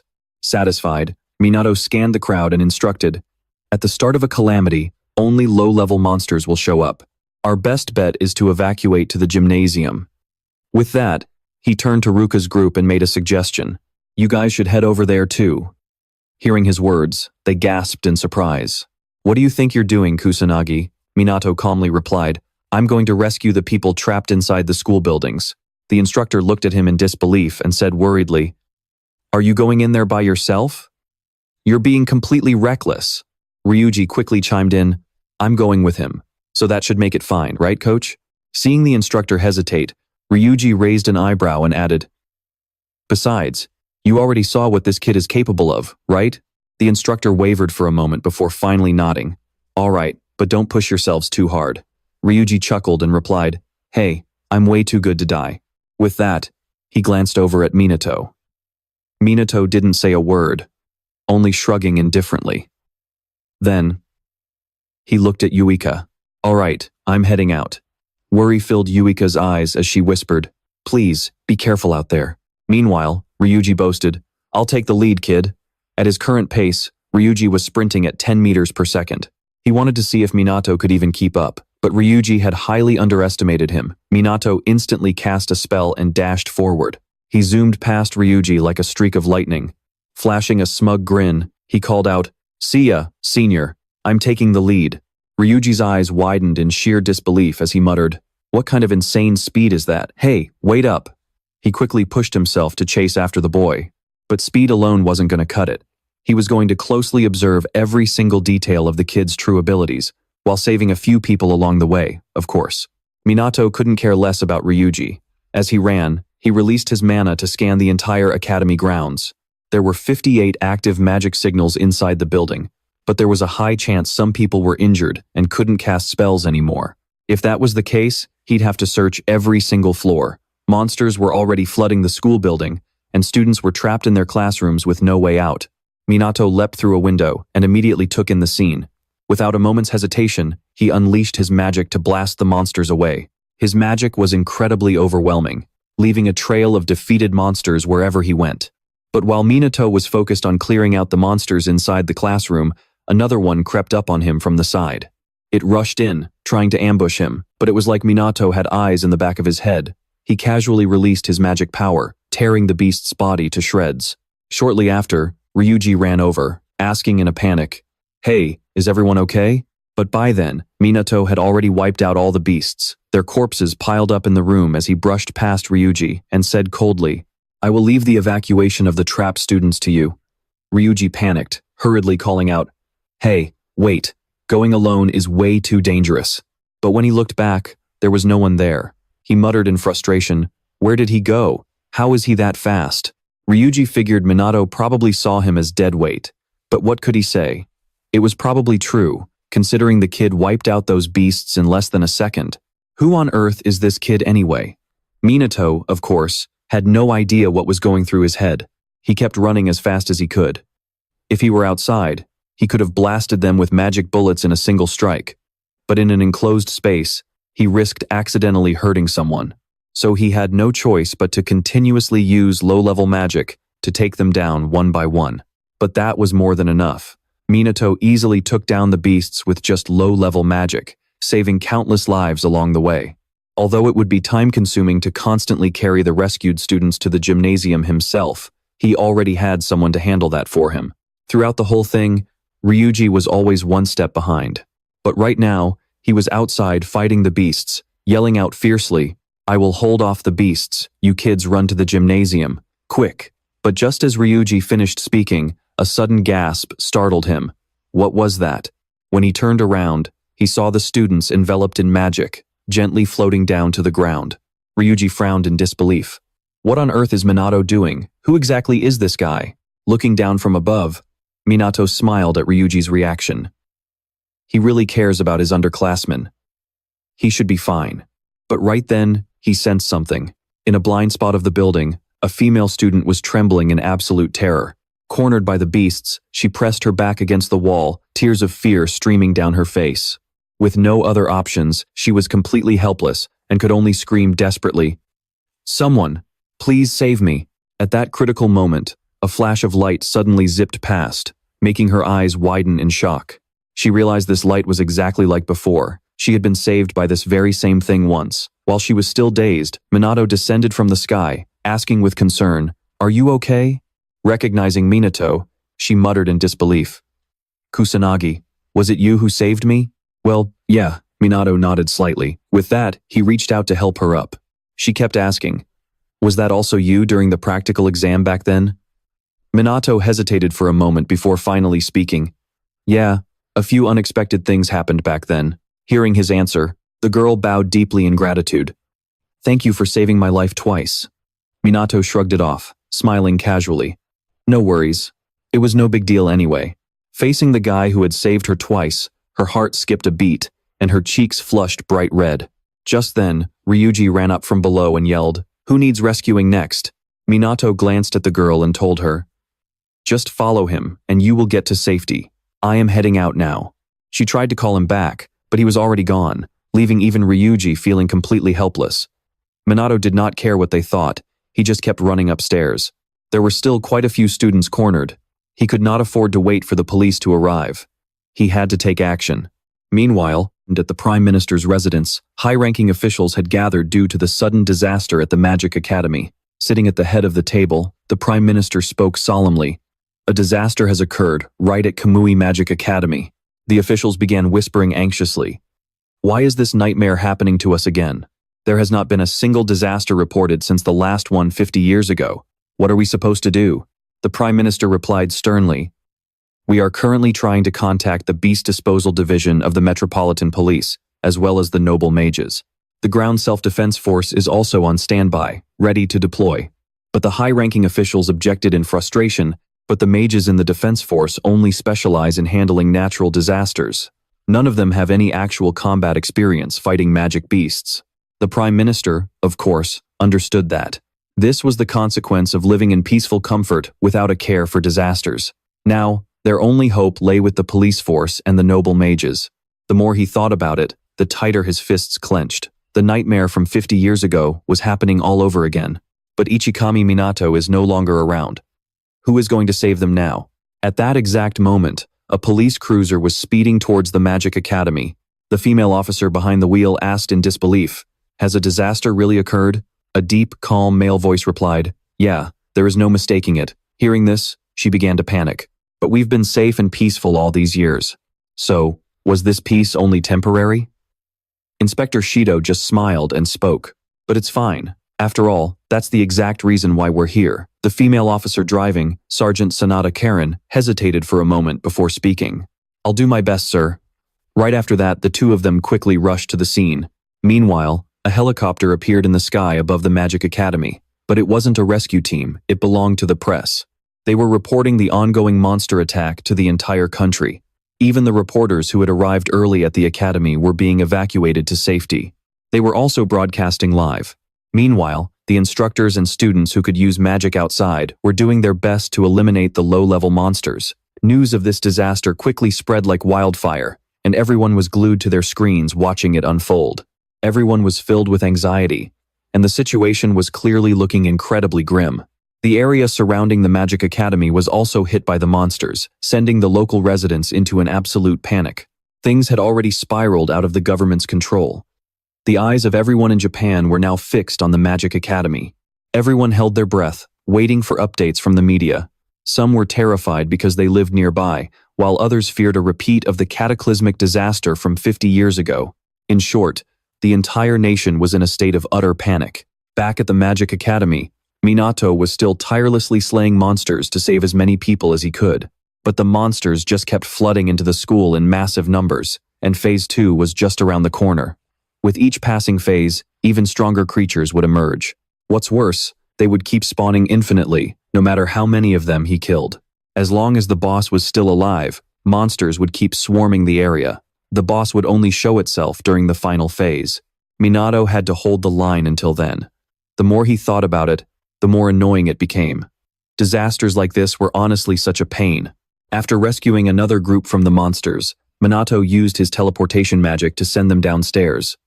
This batch had a total of 20 people. Everyone was scattered all over the place, making the rescue mission incredibly difficult. But giving up wasn't an option for Minato. He rushed back upstairs to keep going. Meanwhile, inside one of the classrooms, Jun was desperately trying to fight off the monsters breaking in. But his mana was running dangerously low, and he was soon gasping for air. Gritting his teeth, he growled to himself, "No, this is bad. I can't cast any more attacks." Because it wasn't just ordinary monsters surrounding them, a demon soldier had joined the fray as well. They were absolutely terrified, practically shaking in their boots and wetting themselves. Still refusing to accept reality, Jun screamed, "That bastard Kusanagi killed one of these in a single blow. Why the hell can't I do it?" Just then, a voice dripping with contempt cut through from behind him. "Because you're weak as hell, that's why." Jun's eyes went wide, but before he could even turn around to see who it was, a brilliant burst of flames shot past, turning the demon soldier into ashes right before the terrified eyes of the three bullies. Only then did Jun get a clear look at his savior. To his utter dismay, it was the absolute last person he wanted to see, Minato. Without saying a single word, Minato turned and walked away. Jun bit his lip so hard it almost bled. He had just been saved by Minato. Again. Unable to accept it, Jun ran after him, screaming, "Hold it right there!" Minato paused in his tracks. Jun furiously demanded, "Why the hell did you save me? You're supposed to hate my guts. If you hate me, then why?" Shrugging indifferently, Minato casually replied, "No reason. I saved you because I could. It's as simple as that." Hearing those words, Jun's body began to tremble. He bit his lip, muttering to himself, "You saved me. Just because you could? Is that really all?" Jun absolutely could not accept such an answer, and he screamed in a blind rage, "Stop messing with me. You're nothing but a weak, pathetic loser. You couldn't even use magic properly back then. How the hell did you get so strong so fast?" Minato narrowed his eyes at Jun, his voice ice cold. The real Kusanagi Minato died in that car accident. I was reincarnated into his body. June stared at him in disbelief, screaming, "What? Can a person really become this strong, just by cheating death? I'm supposed to be stronger than you. Why? Why did I lose to a loser like you? Strong?" Minato let out a cold scoff. A truly strong person doesn't waste their time bullying those who are weaker than them. He narrowed his eyes, his voice dripping with ice. And a weak person doesn't humiliate those who are even weaker just to feel good about themselves. You've been swallowed whole by your own ego, blindly convincing yourself that you're actually strong. At this point, June didn't even dare to dream of fighting back. Having said his piece, Minato walked away, leaving June standing there entirely alone. Moments later, his legs gave out, and he collapsed to the ground. Deep down, he knew he was just running away from the truth he hadn't gotten a single bit stronger since middle school. He had just been taking all of his own frustrations and insecurities out on people weaker than him. But then, he ended up being saved by Minato, the very person he had looked down on as the weakest. It was a reality he simply couldn't accept. June's two sidekicks also stood there, utterly embarrassed and conflicted, knowing that in the end, Minato was the only reason they were still alive. They wanted to ask June what they should do next, but he was in even worse shape, completely broken. Tears streamed down his face, without stopping tears of pure regret and deep humiliation. Minato, of course, had no idea what they were going through. He was still sprinting upstairs like a madman, slaying monsters and saving as many people as he could. The higher he went, the stronger the monsters became. Demon soldiers started showing up, but Minato didn't panic for a single second. He calmly launched a magic attack at a demon soldier, but the beast managed to dodge his very first strike. Minato didn't skip a beat. He immediately unleashed a higher tier spell, and with a massive boom, the hallway erupted into a wall of fire. The demon soldier was swallowed whole by the sea of flames. Minato narrowed his eyes at the pile of ashes, his face completely emotionless. He stood there in silence, thinking. The number of demon soldiers was rising, which meant the boss would show up soon. Shaking off his thoughts, Minato walked over to a group of students, huddling in a corner, and comforted them, saying, "Calm down, you're safe now." Meanwhile, down below, Ryuji was screaming in frustration. "That little brat, he dumped all of this work on me." But even though he was complaining, his hands never stopped casting magic spells to wipe out the monsters. There were just too many of them, relentlessly chasing and attacking the students. Keeping the students safe behind him while blasting the monsters, Ryuji glanced back and said, "I will protect you guys. Just stay close to me." Seeing how insanely cool he looked right now, the students couldn't help but look at him with pure admiration. But while Ryuji talked a big game, he was secretly panicking. How on earth was he going to handle this when monsters were crawling everywhere? Right in the middle of his panic, Minato dropped down from the sky and said nonchalantly, "Let me help you with that." Startled by the sudden voice, Ryuji jumped and shrieked. "Don't just pop out of thin air like that." "Too lazy to argue," Minato calmly said. "Start running the moment I clear these guys out." Ryuji hesitated, completely bewildered. "Huh? But look at how many there are. How are you going to do that alone? Maybe we should find another route." But before the words could fully leave his mouth, a brilliant burst of flames erupted, burying the entire pack of monsters in a sea of fire. The one responsible, of course, was Minato. This jaw-dropping display left Ryuji and the other students completely speechless. Seeing them freeze, Minato immediately snapped them out of it, saying, "What are you standing around staring for? Get moving, now." Finally snapping out of his daze, Ryuji quickly led the rest of the students away. As Ryuji ran, he looked back over his shoulder, only to see Minato casually waving his hand, his magic completely vaporizing any monsters that tried to pursue them. The more Ryuji watched, the more mind-blown he became. Holy crap, that is insane. This kid is absolutely on another level. Minato stayed focused on holding off the monsters. Once they were all taken care of, he scanned his surroundings and thought, everyone should be safe by now, right? He decided it would be best to head back and do one more sweep. Meanwhile, in another part of the academy, the instructor and the students with decent mana pools were desperately holding the line, and Yuika was right there with them. But by now, she was running dangerously low on mana, stumbling and nearly collapsing from sheer exhaustion. Fortunately, Ruka caught her just in time.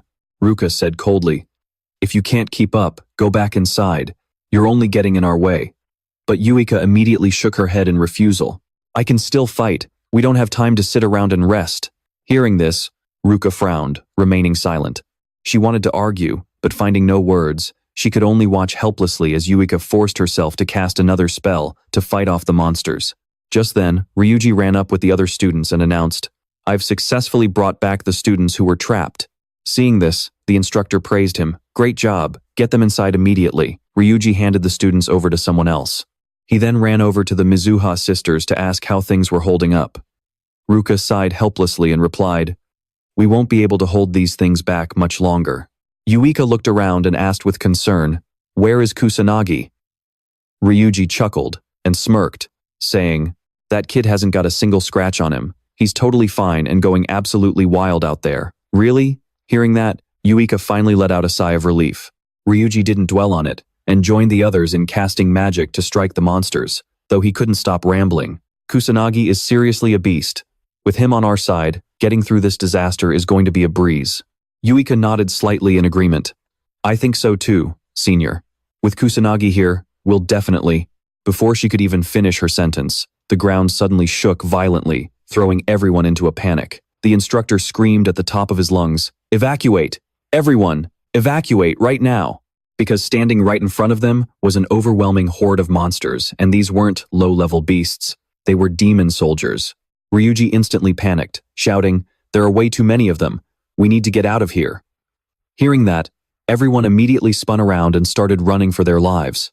Ryuji and the Mizuha sisters were no exception. They stood absolutely no chance against the massive horde in front of them. But they hadn't been running long when Yuika suddenly sensed something and glanced back. To her shock, the monsters were already being blasted by magic, their dark blood spraying everywhere like rain. Ryuji and the sisters stared in disbelief. Out of nowhere, the magic police had arrived, led by Inspector Shogo, who had rushed to. He barked out an urgent order. "Take them down, fast. Priority 1 is keeping those kids safe." In an instant, the other officers opened fire on the beasts right ahead. Seeing this, the students huddled in the back, finally breathed a collective sigh of relief. They were finally going to make it. Shogo took down a beast and yelled over the chaos to reassure them. "Don't panic, kids. We're going to get you out of here. Evacuate right now. Follow instructions." But Yuika stepped up and countered, "We can help you fight." Shogo looked at her in disbelief and snapped, "You're civilians. Get to the gymnasium where it's safe, now." Before Yuika could even reply, Ruka cut in sharply, "We're not ordinary civilians. We're mages." Shogo hesitated, but after a long pause, he nodded. "All right. Fine. Just cover our flanks and support us from the perimeter." Honestly, with their backup being so painfully thin, they had no choice but to rely on these students. Talk about a pathetic excuse for a police force. Meanwhile, Karin was already rushing around, healing the wounded students. Elsewhere, from the roof of the academy building, Minato spotted the flashing lights of the police cars below. Letting out a sigh of relief, he muttered, "Finally, they're here. I guess I can leave the rest to them." Though, it's pretty surprising the cops beat the ground self-defense force to the scene. This is a national-level disaster, after all. How could a whole country be this utterly unprepared? Then again, maybe it's not that shocking. This country has been resting on its laurels for way too long. Well, for now, he just had to do what he could and make sure no other students were still trapped. High above, a reporter in a news helicopter had a front-row seat to the absolute chaos below. She began broadcasting live, reporting that while the police had arrived, the horde of magic beasts showed absolutely no signs of thinning out. The entire nation is holding its breath, desperately waiting for the noble mages to show up.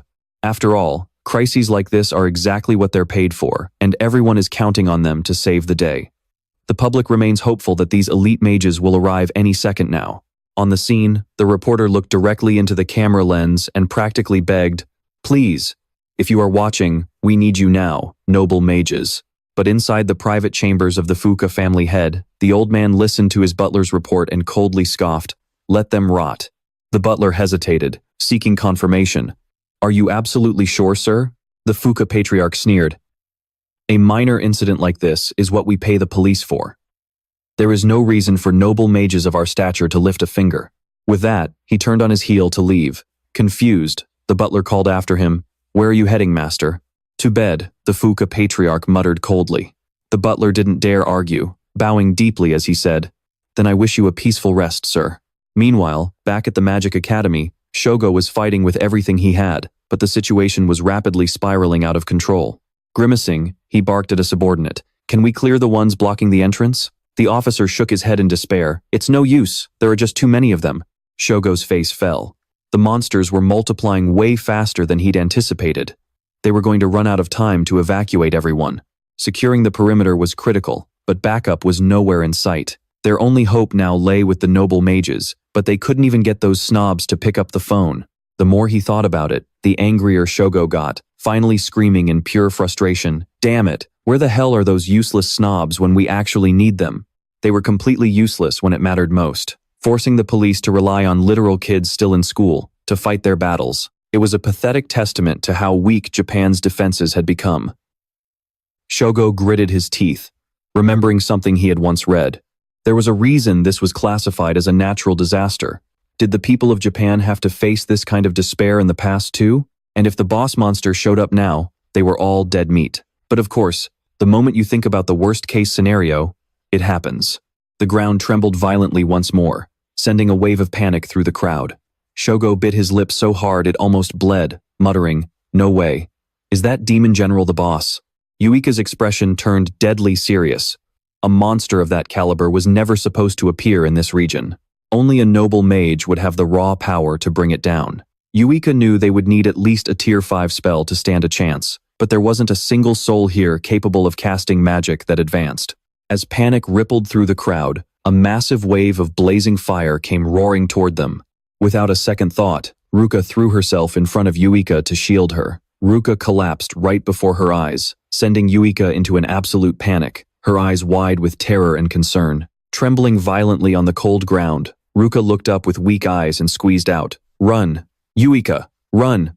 But Yuika could only stare in shock, her legs completely frozen in place while everyone else fled in sheer terror. Clinging desperately to Ruka, Yuika's eyes were filled with silent pleas for help. Nearby, Shogo and his officers did everything they could to hold the line, but they were completely outmatched by the beast.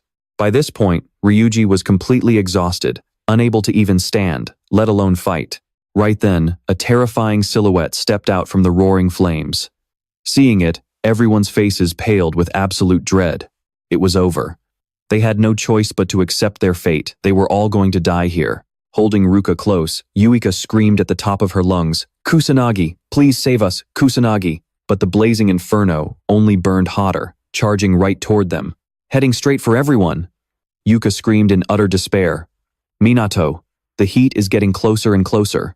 The monster was also gearing up to attack, but at that moment, it suddenly stopped dead in its tracks. It saw something blocking its path. From the sky, a massive wave of magic power rained down, attacking the beast. At the same time, a figure appeared right in front of Yuka. The newcomer was none other than Minato. He spoke with a serious look. "Sorry I am late. I made you wait." Seeing him, Yuka was instantly relieved, but Ruka was in terrible shape, and tears began streaming down her face again. "Kusanagi, she is." Minato walked over to check on her, and finally said, "She is fine. She just passed out." With that, he placed his hand on her and began healing her. Rui, still anxious, silently bowed her head and waited. Minato continued to heal Ruka. After a long moment, he gritted his teeth and stood up. Seeing this, Yuka was startled and quickly called out to him. Minato glanced back at her and said calmly, "I will handle this, boss." Yuka was briefly stunned, but quickly nodded and replied, "Okay." Right after that, a protective magic barrier enveloped the entire area. Yuka was shocked. What on earth is this? Ruka wounds were also healing at an incredible speed. The more Yuka watched, the more astonished she became. The other students, feeling this magic for the first time, were utterly shocked. Karen stepped out from inside, and when she saw this, her eyes widened in shock. Is this tier 3 holy healing magic? Even she could not use it, so who on earth could? Right after that, she ran over to Sugo, asking anxiously, "Senior, are you okay?" Sugo shook his head slightly and replied, "I am fine. Just pushed myself a bit too hard." Karen ran over to help him up, then scanned the surroundings and asked, "What on earth is going on here?" Sugo shook his head helplessly. "I am not sure either, but we have to protect the citizens until our very last breath." Karen could not help but panic, hesitatingly saying, "That is too dangerous. You could lose your life out there." "Senior." Biting his lip hard, Sugo resolutely said, "But if we do not do something, every single citizen here is going to die." Karine knew this, but she still said worriedly, but this is already impossible. In the end, everyone will fall. Our entire force has already been wiped out. Just as she said, a corner of the academy was now engulfed in a sea of flames, and the magic police had all fallen. Sugo bit his lip hard, his eyes filled with intense anger. Neither the defense force nor the noble mages have shown up. There is absolutely nothing we can do anymore. The magic police force had already given up, and the battle against the beasts was only getting worse. Smoke and fire raged even more violently. The reporters on the scene panicked. This cannot be. Even the police have fallen. Is this the end for us? People watching the live broadcast were also extremely anxious. Everyone was on pins and needles. But back on the battlefield, Minato walked toward the monster all by himself. Seeing this, Karine instantly cried out in shock. There is a student walking straight toward the demons. Does he have a death wish? Sugo was equally panicked and quickly shouted, "Hey kid, get away from there right now." Unfortunately, Minato did not listen. Before long, he stood face to face with the monster. Minato snorted coldly and said, "You seem to love running wild, do you not?" The monster narrowed its eyes at him, its mouth continuously muttering, "Kill, kill." That low, terrifying rumble echoed throughout the area, throwing the students into a panic. Even Sugo and Karin were just as terrified, as the pressure radiating from it struck fear into everyone. Right at that moment, an earth-shattering explosion rang out. Minato coldly ordered, "Shut your mouth." Hit by his attack, the monster threw its head back and roared in anger. The low-tier beasts immediately charged at him. Minato frowned slightly and fell silent. When facing the world's worst disaster, he had gone all out, but this time he had to hold back a bit because of the people around him. While Minato was deep in thought, lightning magic surged wildly toward him, enveloping him in a blinding flash of lightning in an instant. Sugo panicked upon seeing this. Is he dead? Everyone around was also anxiously watching to see if Minato was still alive.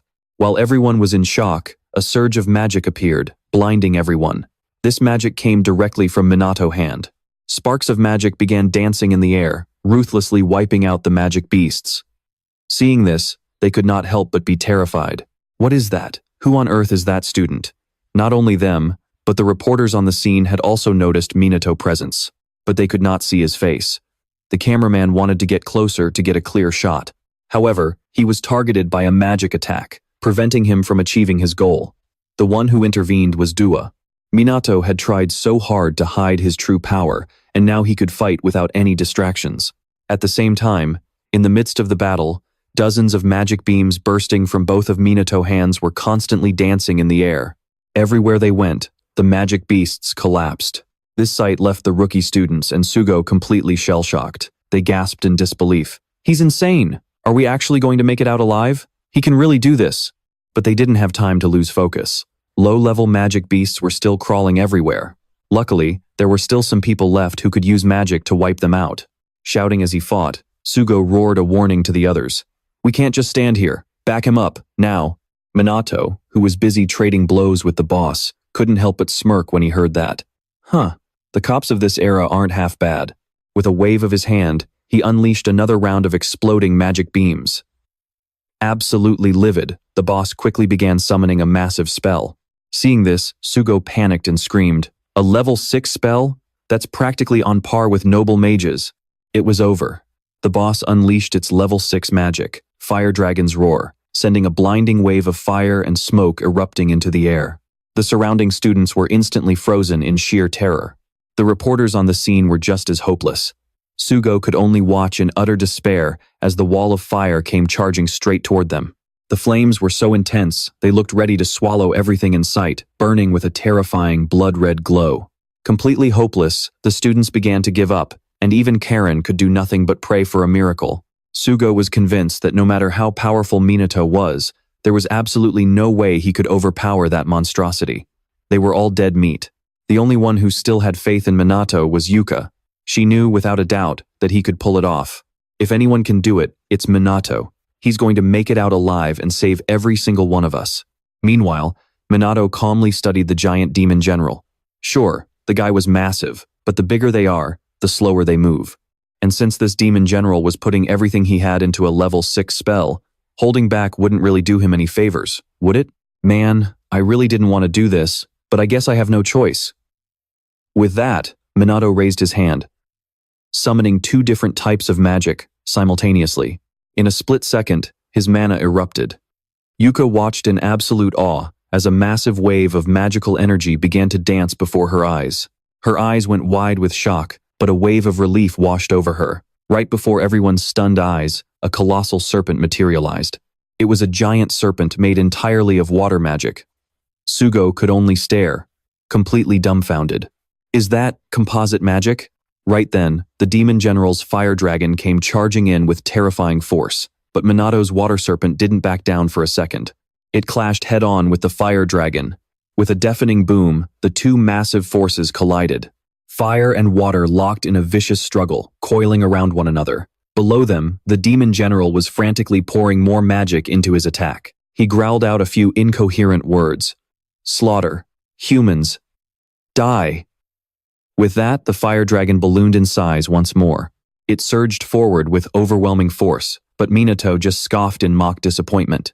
His giant water serpent charged straight at the fire dragon, tearing it to shreds in the blink of an eye. But it didn't stop there. It kept barreling forward, closing the distance to the demon general in a split second before completely swallowing him up in a massive tidal wave. Before disintegrating, the general could only choke out a final, "Why?" Staring at the fading ashes with an expressionless face, Minato let out a cold snort. "Because you didn't practice enough, dummy." Even though he said that, Minato figured he probably could have handled it a bit better. But then again, the guy was way weaker than he had expected.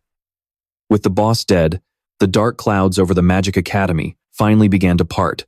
Minato looked up at the clearing sky and smiled. Looks like taking out the boss put an end to the disaster. At least now he could enjoy a moment of rare peace. Only then did the students finally snap out of their daze. They were actually saved. Within seconds, the entire crowd erupted into wild cheers, celebrating their narrow escape from the jaws of death. Even the reporters on the scene couldn't hold back their tears of joy. Karin let out a long, relieved sigh. We're safe. The crisis is finally over. Meanwhile, Sugo was completely dumbstruck. He couldn't wrap his head around how a mere student like Minato had just wiped out a demon general. That was something even high-class noble mages couldn't have pulled off so cleanly and quickly. Just who on earth was this kid? But before he could find an answer, his legs gave out, and he collapsed to the ground. He clicked his tongue in annoyance, realizing his knees had officially gone on strike. Meanwhile, Minato walked over to Yuka, giving her a gentle smile. "See? Told you I had this." Yuka looked up at him, tears welling in her eyes as she choked out.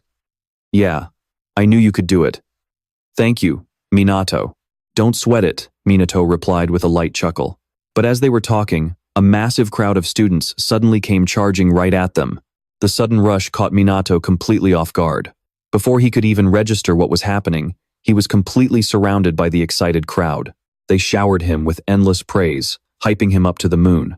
Minato let out a defeated sigh, realizing he had utterly failed at keeping a low profile. He could already see his peaceful future turning as dark and gloomy as that storm. Seeing his miserable face, Yuka couldn't help but giggle. Looks like someone is having a rough time. The very next day, the news was completely flooded with reports about the disaster at the Magic Academy. Every headline praised the mysterious student who had single-handedly stopped the crisis. Of course, everyone at the academy knew exactly who that mystery hero was. Ever since the massive natural disaster, more and more people have been swarming around Minato. Every time he steps into class, they crowd around him asking a million questions, driving him crazy. Of course, some jealous classmates can't help but complain, muttering that all the flattery is going straight to his head. How could a regular student like him be that strong anyway? Just like that, the classroom erupts into a massive argument, splitting everyone into two sides. One side stands up for Minato, while the other refuses to believe a word of it. Taking advantage of the chaos, Minato slips out the door. Honestly, dealing with crowds like that utterly terrifies him. Right then, Yuika pops up next to him with a playful smirk, saying, "Looks like you have got your hands full." Minato sighs and grumbles, "Do not even start." Giggling, Yuika continues to tease him, saying, "Well, you are the hero who saved everyone, so I guess you will just have to deal with it." Minato refuses to comment, so Yuika changes the subject and asks, "You got transferred to Class S too, right?" Minato casually nods in response. Yuika shrugs and says, "It is probably because of our mock battle and what just happened." Minato raises an eyebrow, asking, "You do not seem very happy about it." Hearing this, Yuika quickly averts her eyes, pouting as she mumbles, "Well, it is because a certain someone is going to be there." Minato does not think much of her reaction and changes the subject again, asking, "By the way, how is Ruka doing?" Yuika smiles warmly and replies, "She is doing great. In fact, we have actually gotten a lot closer now." She is genuinely thrilled about how things turned out. "And it is all thanks to you." Her eyes sparkle as she looks at Minato, saying with a sincere smile, "Thank you so much. Meeting you was the best thing that ever happened to me." Hearing her get so emotional, Minato gets flustered and playfully flicks her forehead, leaving Yuika rubbing her head in confusion. "What was that for?" she asks, pouting. Minato huffs and replies, saying thank you once is enough, do not keep repeating it. With that, he turns around and walks away. Yuika watches his retreating figure and smiles, her heart skipping a beat. It seems this young girl is officially falling for him. Meanwhile, over in the Prime Minister's office, top-ranking officials have gathered. The Prime Minister is busy making one phone call after another. A moment later, he hangs up and announces, "And with that, our discussions with the other nations have officially concluded." One of the officials asks hesitantly, "Finding the cause behind this second disaster is not going to be easy, is it?" The Prime Minister nods slowly, replying, "Everyone is doing everything they can to figure out a countermeasure. As for the rumors about the student who defeated the final boss, they keep discussing the disaster and how Minato single-handedly took down the demon general." Elsewhere, on the rooftop of the Magic Academy, Minato has been called out once again. This time, it is Ruka, Rui, and Yuika waiting for him. The four of them stand in a tense, silent standoff. After a long pause, Ruka finally speaks up, taking a deep breath. "Kusanagi, I have a favor to ask. Please, take me as your apprentice." As she makes this plea, her eyes burn with unwavering determination. Flashback to a few days ago at the Mizuha family estate, where the two sisters are sitting outside. After a heavy silence, Ruka suddenly brings up the recent disaster, startling Yuika. Ignoring her sister's reaction, Ruka calmly continues, "So Kusanagi was the one who stopped the disaster this time?" Yuika nods eagerly at the mention of his name. "Yes, he defeated the demon general boss using Tier 4 composite magic." Ruka stares at her in sheer disbelief. She questions her sister, "Did you say Tier 4 composite magic? You do know that is the kind of magic even high-class mages cannot cast, right?" "It is true, sis." Yuika nods, her face completely serious. Seeing how serious she is, Ruka hesitates before sighing. "Then it must be true. After all, my little sister would never lie to me." Surprised, Yuika asks, "Why are you so sure I wouldn't lie to you?" Ruka chuckles softly and replies, "Because you have always been a good, obedient kid. I always knew a good girl like you could never end up as a useless mage, but I suppose I was too harsh on you, relying on force." Hearing this, Yuika looks down, feeling a bit downcast, but a second later, she stands up abruptly. She boldly declares, "I am going to get stronger, so you never have to worry about me again. So please, just trust me." Yuika is more determined now than she has ever been. Her sudden burst of confidence leaves Ruka stunned for a moment, but a warm smile quickly spreads across Ruka's face as she says, "You really have grown up, haven't you?" Hearing those words, Yuika's eyes light up with joy. Ruka falls silent, her thoughts drifting back to Minato. His power is absolutely terrifying. It goes way beyond what any normal student is capable of. Honestly, he might even be stronger than her own father. With that thought, Ruka looks up and says, "I need you to do me a favor." Back to the present, Ruka is waiting in tense silence for Minato's response. She knows deep down that if she stays on this path, she will only ever be a standard high-class mage. If she wants to break past her limits and become truly powerful, she needs Minato's help. Taking a deep breath, Ruka speaks with absolute sincerity, saying, "I am truly sorry for how I insulted and looked down on you before. Please, accept my deepest apologies." She admits she knows exactly how selfish her request is. Even so, she is willing to swallow her pride just to ask him. There is a desperate, pleading edge to Ruka's voice now. Bowing her head, she whispers, "Please, allow me to." But before she can even finish her sentence, Minato coldly cuts her off and says, "Sure." His sudden agreement leaves Ruka completely frozen, unable to process what just happened. Minato repeated himself once more. "I said I would take you on as my student." Ruka, still bewildered, asks skeptically, "But why are you the one making this offer now, Minato?" Confused, he replied, "What a weird question. Aren't you the one who wanted this in the first place? Ruka quickly explained. Well, yes, but I did so many horrible things to you. Shrugging indifferently, Minato casually replied, Well, you apologized, so I forgive you. Besides, you wanted me to accept your apology, right? That is all there is to it. Ruka could only stare at him in utter shock. Was his answer really that simple? Right then, Rui quickly chimed in. Hey, in that case, count me in too. Minato pouted but agreed. Fine. I guess teaching one or two more people won't hurt. Seeing Ruka still looking lost, Rika explained. He is just that kind of guy. Ruka narrowed her eyes, staring at Minato.